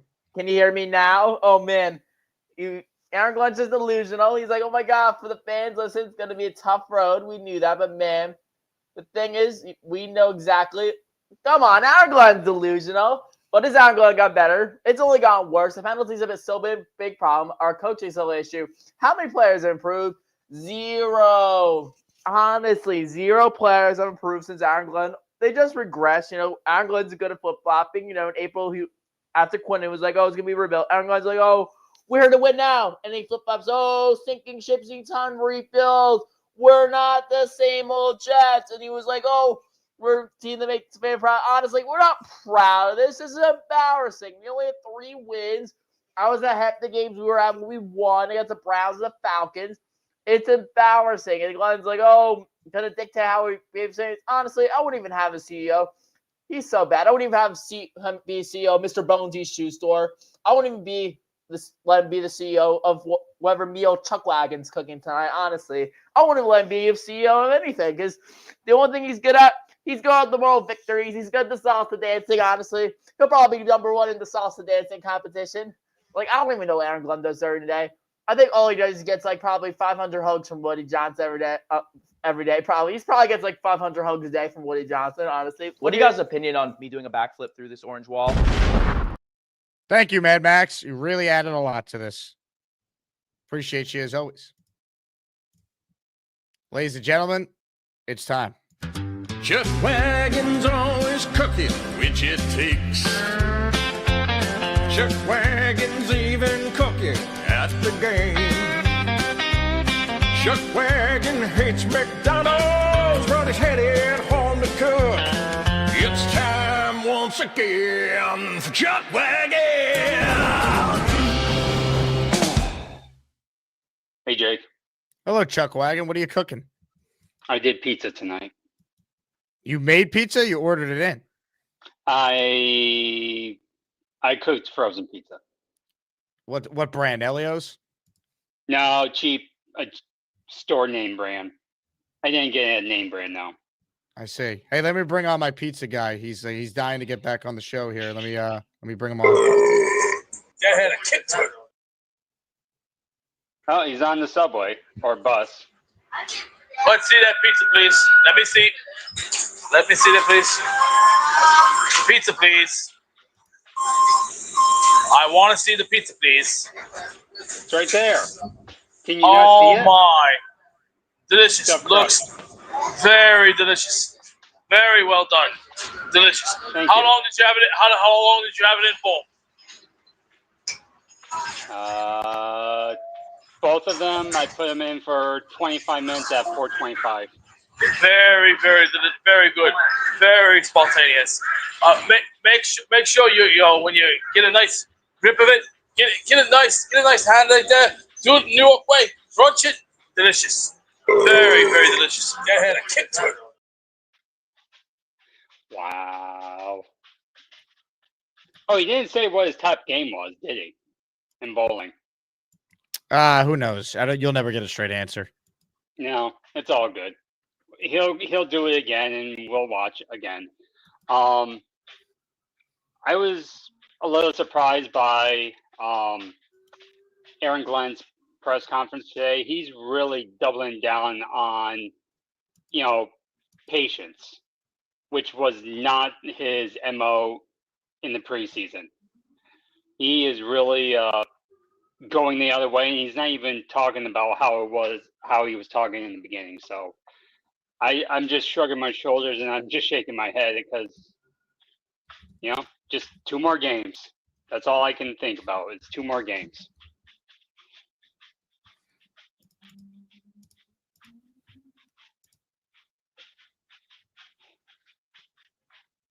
That's all I got, Jake. Chuck Wagon, thank you. Jets, Jets. More calls. Raven's next. Hey, Raven. Hi, you'll have to excuse me. I'm getting over a cold. But I got a little bone to pick with you, Jake.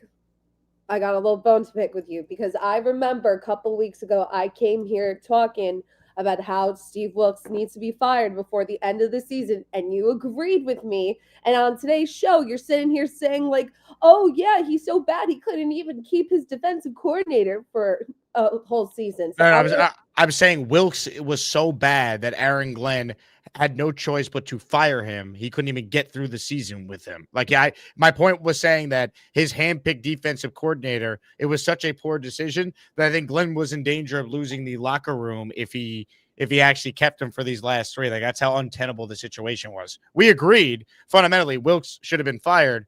I think I was just highlighting that it got so bad that he fired a DC before the year was even over. And he's probably the first DC to ever have a full-time defensive coordinator job whose tenure ends before his unit got a single interception in the game. All right, that's a fair point. And contextually speaking, all right, I agree. I agree with you there. Again, sorry, I'm getting over a cold. One thing I will say though is we've tightened up on penalties, with the exception of that last game. I don't know what the hell happened there, but we tightened up on penalties. Listen, this is a bare bones team. Like, real talk, we don't even have that many guys. And with some of the guys that we did have, we got draft picks out of it, which is what a lot of people like you were asking for. Like, listen, me personally, I didn't expect this team to do much this year. We just were never going to be a good team simply because of the amount of holes we have. So, okay, you know what? We go through this journey, we reassess as time goes on. We picked up promising guys like Michi and Adonai Mitchell, and here we are. You know, what more can you do at this point? It's his first season, and we didn't have a great team to begin with. And Do you think he's the head coach in 2027? I don't think it's fair to make a general statement. What's your feel though? Like, do you feel confident that the Jets are actually going in the right direction? Glenn said that they have a plan and Jet fans should be patient. He's talking to you as a fan, Raven. Do you feel good about the direction the team is headed? Yeah. Okay. Oh, I hope you're right then. Yeah. I mean, listen, I always thought this year was going to be a bit of a throwaway year. So based off of that, you know, we're right where I thought we would be. All right. Hey, I love the optimism, Raven. I do. I hope you're right. I can't go there. There's too many red flags. I hope I'm wrong. I hope Raven's right. I do. But that's the problem here. Good call. Jay is next. Hello, Jay. Jay, we can't hear you. Do me a favor, Jay. Call back, and I will get you on again, and we'll make sure that we can hear you this time properly. Ladies and gentlemen, you'll hear this guy. It is time to say hello to Neil. Get ready for Neil. He will make 13 points about the New York Jets and maybe hump a Patriots jersey. Get ready for Neil. He's probably smoking a big fat cigar and burning his house to the ground. That's Neil.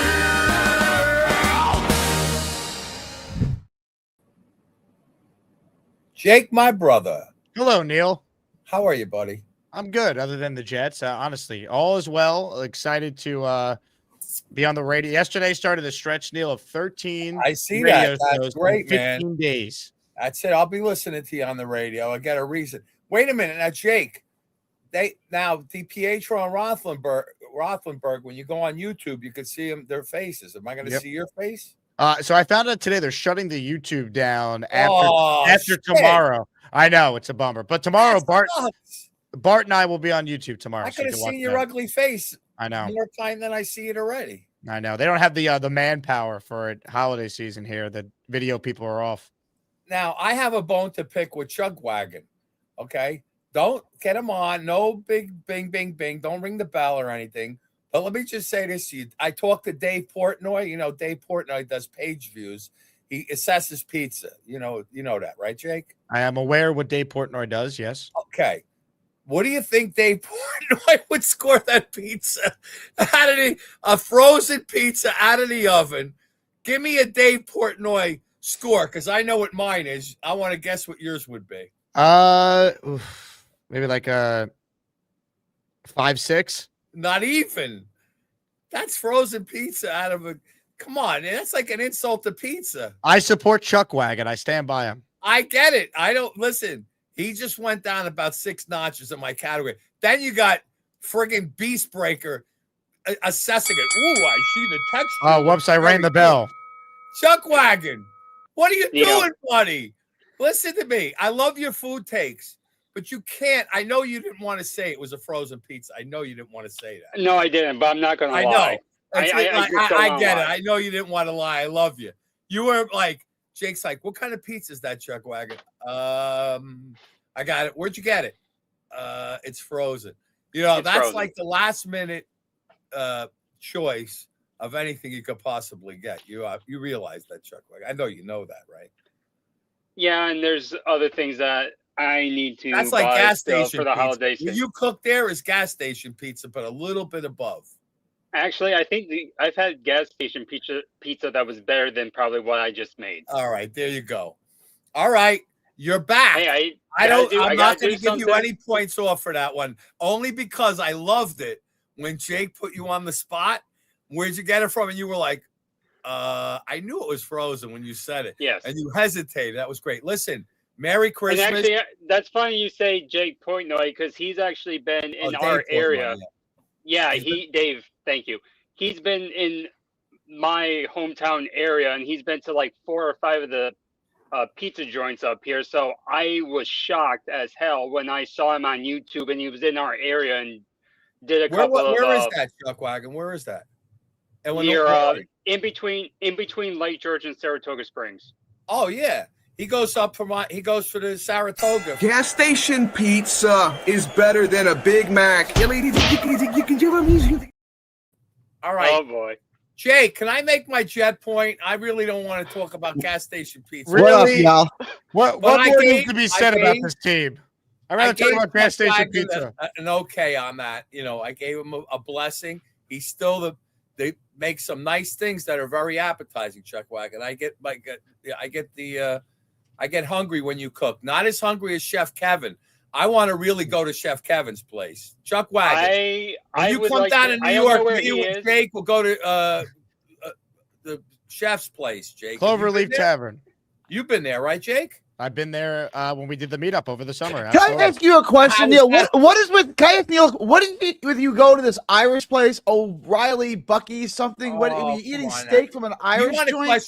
Do you want to question my palate, Gary? My palate is eating food. The best my wife is the best Italian cook. 4 sisters, every son-in-law gained 100 pounds from eating their cooking. So don't tell me about food. I've eaten all the best food. What are you doing going to Irish anything? O'Reilly's, Bucky's, Terry O'Flanagan's? What are you eating? Say it, O'Flanagan's. So first of all, okay, the place has 3 Irish dishes that are authentic. They have the chicken pot pie that if you eat it, it's delicious because it's really baked in an oven. Then they have the one with what's the one with the mashed potatoes and the meat underneath? Shepherd's pie? Shepherd's pie and that. Now they happen to have, by the way, P.S., they have a prime rib night. It's USDA prime rib. I'm not going to steakhouses, okay, all the time. But I know good meat. And believe me, I've eaten at all the best steakhouses in New York City, been to them all 100 times. I'm not looking for the best steak, Michelin steak, during the week when I take my wife out to dinner. You follow me? On a weekend, if I want to go to a nice restaurant, I'll go to a steakhouse. I'll get a nice But this deal, Gary, if you had it, you would say, wow, this is not a bad prime rib.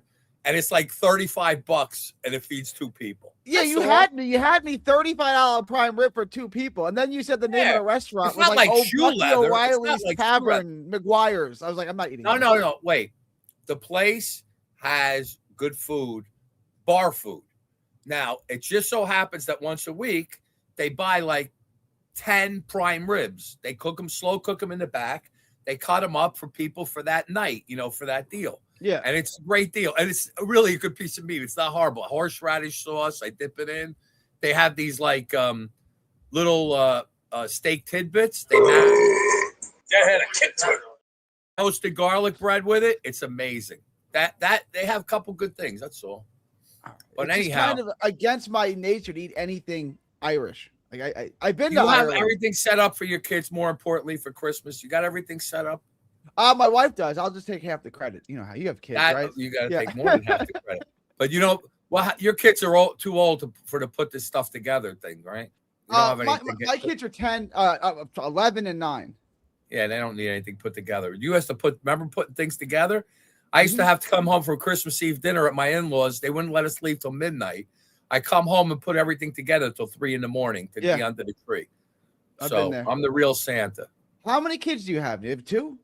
I have kids. I have 5 grandkids and 3 kids. It's 3 kids. Okay, and 5 grandkids. I had 4 kids. You were putting your grandkids' presents together too, or no? Oh yeah, right now? Are you kidding? My wife bought more stuff to go under the tree for the grandkids than my kids got when they were young. Yeah, my parents get my kids a lot of stuff too, but I'm the one that got. I had to put. They weren't putting it together. I was does it for the grandkids, and we still give our kids a big present, but it's got dollar signs on it, not presents. Yeah, but that's what we do. It's that my wife is like the most generous person. She's a Catholic school teacher. We give to charities. We go to places and give out toys to orphans. And What stuff. We've done all that stuff over the years. What is she cooking for Christmas Eve? What is she cooking for 7 Christmas fishes Eve? tomorrow. Do 7 fishes? And she's the 7 fish dinner, Gary. There you go. What's that? Yeah. First of all, she's making seafood crepes, which is a crepe mixed with scallops, shrimps, mushrooms, and a bechamel sauce, bechamel cheese sauce they put over the crepe. When I tell you eat that one crepe, it will be unbelievable. You'll never eat anything like it. Then it's shrimp cocktail. Then it's then we start with the real fish, the little seafood salad with balsamic vinegar glaze. That gives you a lot of the fishes. Then we go to stuffed shrimps about this big. Look, we have fried ones and stuffed ones. Stuffed with crab meat. They're like this big. They're like lobster tails. Then she does a pasta with seafood sauce that comes out of the lobsters that are cooked in the oven. Stuffed. That's my jam right there. That's what I gotta have. That's seafood sauce that you eat out of the lobster. It's basically sauce put over the lobster and over the stuffing. So you have 4 2-pound stuffed lobsters. Then we have that with the spaghetti sauce. Then we have octopus, the pulpa. Then we have galamar and parse around galamar, and 7 fishes are eaten in total. It is probably the best meal. I have families come from like 2 hours away, Jewish families in particular. We have Jewish friends, and they don't get Christmas Eve. So they make it a point to be with us Christmas Eve to get that meal. They become Catholic. Now, one jet taken, I'll let you go. Jake, everybody's talking about the draft and it's this and that. Everybody has to realize we're taking our draft picks, and the only way Glenn stays and we get a new offensive coordinator and defensive coordinator is we're going to get Joe Burrow. Because I'm telling you, there was an article written, we're the only team that has the capital to land him. He's got a full no trade though, so he could be. Yeah, he'll come to the Jets if he's going to go anywhere, Jake. Why? Why would he want to play? Because he wants to be with. Would you rather be a Jet than stay with Cincinnati? And I'd rather stay in Cincinnati. He's got his 2 receivers there. He's been there. I wouldn't go to the Jets. I'm not going to say, oh, he's already been to a Super Bowl with Cincinnati. He's close with Aaron Rodgers. He just wants that. Look, I get it, but I'm telling you right now, I have a feeling. I'm telling you guys, I got a tingle in my toes that we're going to get a little Joe Burrow. You think we're going to get a little Joe Burrow? That Jake, what you just said for the whole show before, what do we win with Joe Burrow at quarterback? I think we win. I think the Vegas goes up to 9.5. These goddamn exploding cigars. I gotta go, Jake. I'll call back later. Shit. Neil has started his eggnog drinking a little early, I see. Look, if the win total is only 9.5 with Joe Burrow. Doesn't that kind of tell you how many issues that still remain with the Jets, most notably the head coach?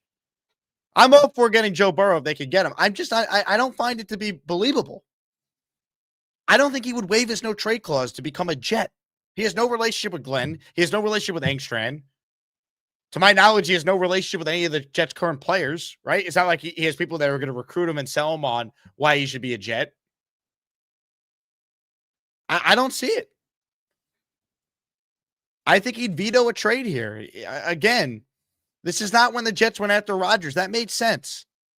They were coming off a 7-win season where they were 6-3 and 7-4. There was optimism, legitimate hope. They had a top 3 defense. They had the offensive and defensive rookie of the year. That was coming off that season. You looked at Douglas's moves at that point. The arrow was as high as it ever was for Joe. And then it went, meow. But think about where the Jets were at that point. I don't see it.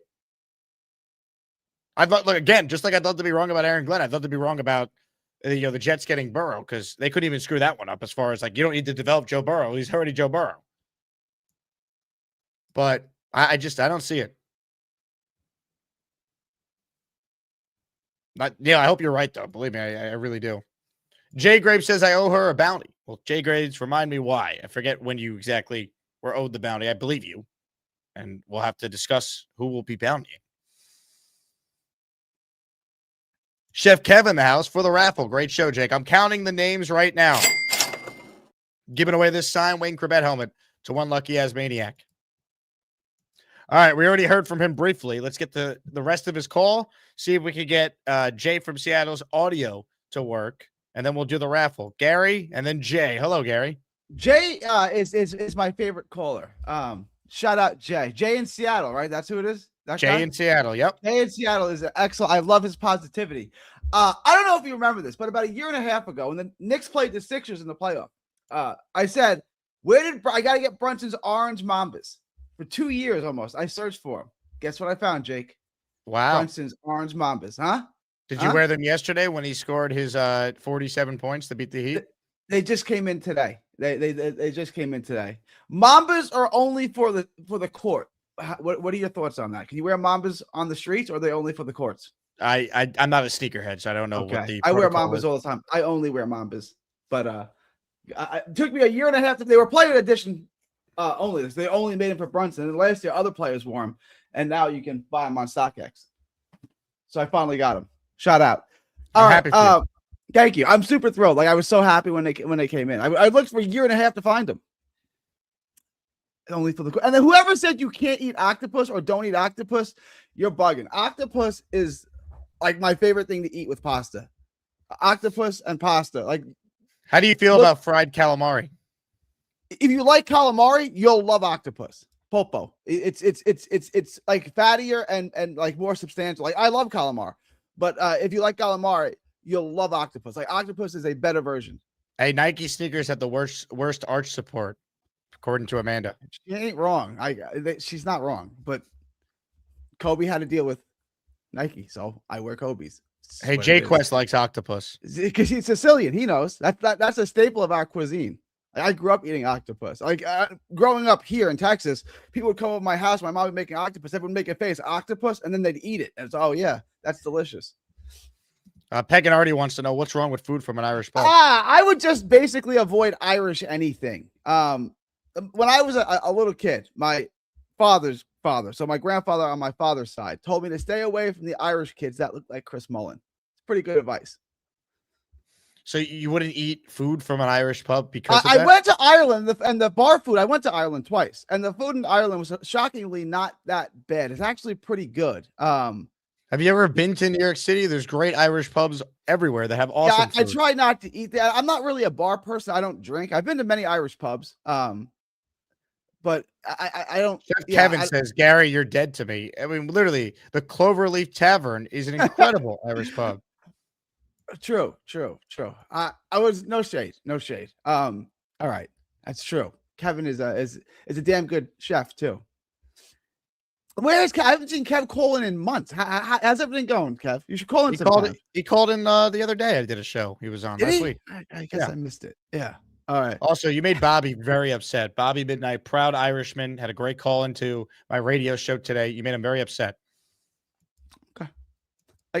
Okay. I'm sorry. I didn't. I'm sorry, not sorry, kind of thing. That was what I learned as a kid. Stay away from the Irish kids that look like Chris Mullen.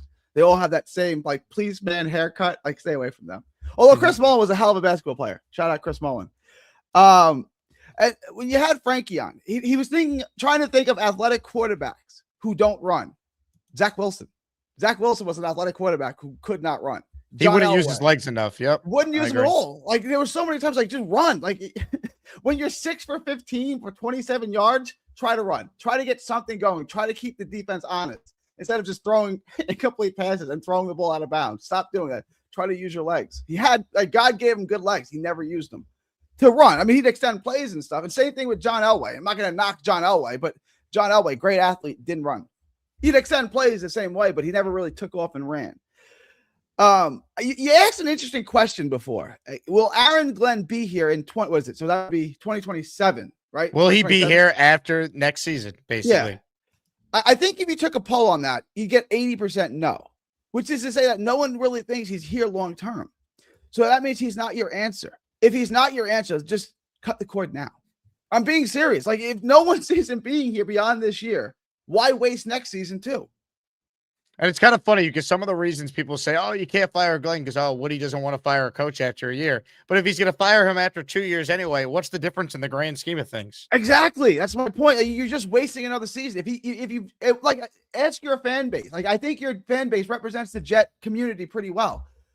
I'd say you get 80% people say, no, he's not going to be here in 2027, right? To start 2027, he's not going to. So you're just wasting. I do think it also depends when we do the poll. Like when they start making free agent signings, if I did it then, people will be juiced up again. We'll convince ourselves this team will be good. We do the same thing every year. It's just, again, I'm not falling for it again. People want to be optimistic. God bless. I need to see it before I start to buy in again. Take the poll the day after the season ends when everyone hates their life, right? Yeah. And like it's like they make tax day and election day as far apart on the calendar as they possibly can. Because if you put them right next to each other, like if you made tax day and the election on the same day, you'd get different results. But that's my point. If you take the poll, will Glenn make it to 2027? Take that poll the day after the season ends. You'll get at least 80% no. And then you're right. People will soften up. We have a good draft or we have a good free agency. I'm guilty of it. I went from saying they're going to win 4 games all offseason to I went to 6 right before the start of the year. I bought into the Aaron Glenn BS. I got so pissed when you said I could smell the 4-13. I'm like, we're not going to win 4 games. No, we're not going to win 4 games. I was right. I should have. I have 2 regrets from this Jets season. One, not being more critical at the time with the Steve Wilkes hire. I simply said, hey, if you trust Aaron Glenn, you got to let him hire. But I should have said more than, not that it would have made a difference, but I felt it. I didn't say it. I regret not voicing it. And I should have been, I should have stuck to my guns that the Jets were going to win 4 games this year and not cower to the masses and go to 6 before week 1. Because I gave them too much credit. They're not going to get 4 wins. I thought really they'd be an average team. Like I really thought Glenn would be okay. He'd be fine. They'd win 8 games. I didn't think he could be worse than Obrick. In the first 7 games, he was Jeff Obrick bad. I'm being honest. Did they make a mistake firing Saleh? We were talking about this on Addie's show. The timing of it, yes. But should he still be here? Should he be the head coach right now? I don't think so. I don't think we were going to win with Robert Saleh. I'm not going to sit here and defend Saleh. Is he better than Glenn? Of course. Look. Robert Saleh, I think, has proven since he's been fired that he had a lot to do with the success of those defensive guys, but he wasn't good enough as an overall coach where he should still be here. Now, you want to have the conversation that the worst thing Woody Johnson did was fire him 5 games in? Yes, 100%. Like that ruined the season, but I don't think he was a good coach. I don't think he would be here. You okay? Yeah. Yeah, we're good. I had to open the door real quick. Is Morgan home? No. Oh, but not. She's not back till after Christmas. She's going away for Christmas, so she's gone. And Alan so her boyfriend is the backup quarterback on UNT, and he's like best friends with Drew Meestermaker, who I got the inside scoop on. I know where Drew Meestermaker is going in the transfer portal. Where's he going? OK State. That's Who's almost coach. Their coach. They just hired the UNT coach. Oh, so he's going with him. Yeah, since UNT played Texas in the final Big 12 championship game that Texas was in 2 years ago, they're 4-20 since then. I don't know if that's where you want to go, but he is loyal to his coaches. Like those coaches took him.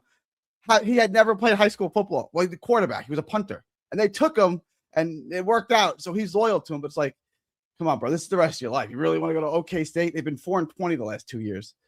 You could have said the same thing about Indiana. It's true.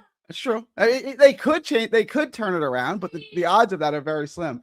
The other thing on Saleh, and like I'm not going to defend Saleh. I was fine when they fired him, so I'm not going to reinvestigate this. But you don't get rid of your chick until you have a better one waiting. You know what I'm saying? Like you don't get rid of the chick you have unless you have something better on the other side. The Jets didn't have anything lined up. I mean, unless they thought Glenn was the answer, they hired him pretty quickly. If I'm remembering correctly, I mean, maybe they thought, but I don't think. I really can't defend Saleh. We were all happy when he was gone. There's two things. There's two separate things here, though, Gary. With firing Saleh when they did was a huge mistake.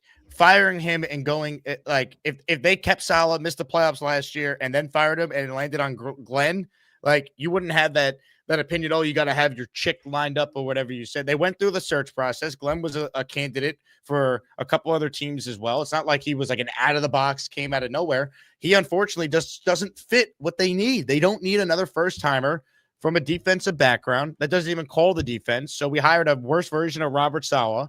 And now we're going to be drafting a quarterback and developing a quarterback. And he's proven nothing in regards that he has any idea what that should look like. So now we're just blind faith that he improves. And I hope he does because I'm a Jet fan, but I don't think we have anything we could tangibly point to that should make any Jet fan feel like we are not doing a head coaching search after a 5-win or less season in 2026 going into 27. If I said, I guess it's just like, because Frankie said, I can't envision any scenario in which we go 9-8, and 9-8 seems like so. It's like I said, 16-1. It's like it's such like an unfathomable expectation for Jets fans to win 9 games. It's crazy. But it's like it's not basketball, it's not baseball. The NFL, the talent pool from team to team is a lot closer, right? Like the games are usually close. The talent. That's why coaching matters so much. That's what I'm saying. It should be like 9-8 shouldn't be out of the question really for anyone, but it is for us because of the coaching. Like that's really what separates the Broncos from us is coaching. The talent's not that much different. Look at the offensive players the Patriots went on the field with last night and tell me why New England is so much better. They have a coach and they have a quarterback. It's not because of their talent. The Jets' offensive talent right now is better than most positions on the current Patriots, but they have a quarterback. They have a legitimate coach. You can't win without either. We don't have either right now. I think Glenn, until proven otherwise, is a bottom 3 coach in the NFL, and we have no quarterback on this roster right now. And who knows who the quarterback is next year? It's a complete unknown. Yeah, both the 1 and 2, the Fields and Tyrod both gone. Like they're not going to be back next year. So we're bringing in a new 1 and a new 2 next year. And if you're going to do that, unless you have complete faith in your coach, bring in a new head coach. I don't think anybody has complete faith in Glenn. How could you? Again, how could you? So why is he coming back? He's only coming back because Woody's ego. That's the only reason. Correct. Okay, that's not a good reason. Like you got to check your ego sometimes. Sometimes you got to, okay, that was the wrong hire. Let me fix this before I compound the problem. We're about to compound the problem. And that's why the organization's in the shape that it is. I'm with you. Like unfortunately, I agree with everything that you're saying. Ladies and gentlemen, Gary. Jets, Jets. See, one thing the Jets do great is they know how to compound the problem as well as any organization in the history of sports. If you think about it, like McCagnon, we fired him after he spent the free agent money on Le'Veon Bell and company and did the draft. Then let's fire him. Let's then bring in Joe Douglas, who didn't bring in Adam Gase. He had to work with him for 2 years. Hey, it's just like always. We waste season after like you want to know how you get a playoff drought 15 plus years and counting. You keep compounding the problem rather than being proactive and admit you made a mistake. That's how you do it. Don't let go of the rope, though, Jet fans. Just don't let go of the rope. Like it's as simple as that. Extraordinary call by Gary. I'm counting raffle names. Let's see if we can hear Jay in Seattle this time. Hello, Jay. No, Jay, I can't hear you. No, nothing. I don't know. Well, Jay, call in. It looks like you're on your computer. If you're using Safari or you're using Google Chrome, don't try Firefox or Firefox. That might work better. Or try from your phone in the future. And I'll do my best. If you call into my show tomorrow or later this week, no matter when you call in, I will elevate you to the top of the line. We'll get you on as quickly as I can. All right. So sorry about that, Jay. Hope you're doing well. Happy Thanksgiving as well. Anyone see that under Jay's name? He's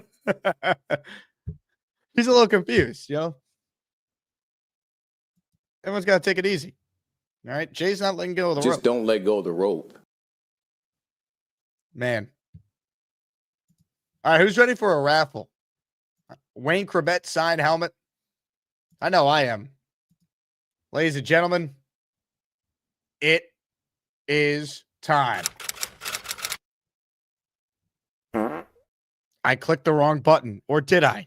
It is time. It's time to announce the winners of the weekly Asmaniac raffle. Let's spin the Jake Asman Show Wheel of Champions and find out which Asmaniac is winning an epic prize. Yeah, baby. Music, please.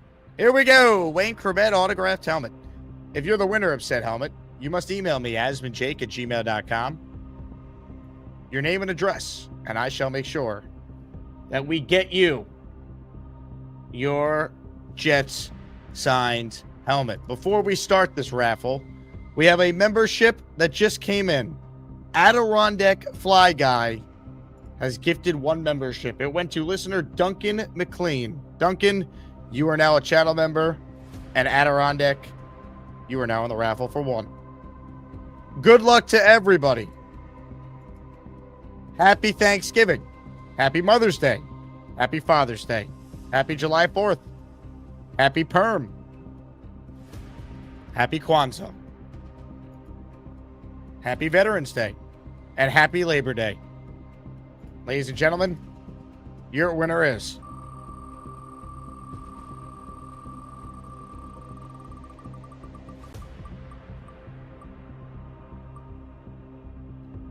Ab Lab Studios.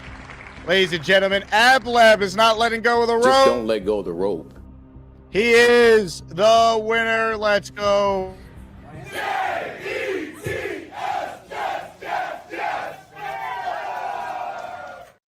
Congratulations to Ab Lab Studios.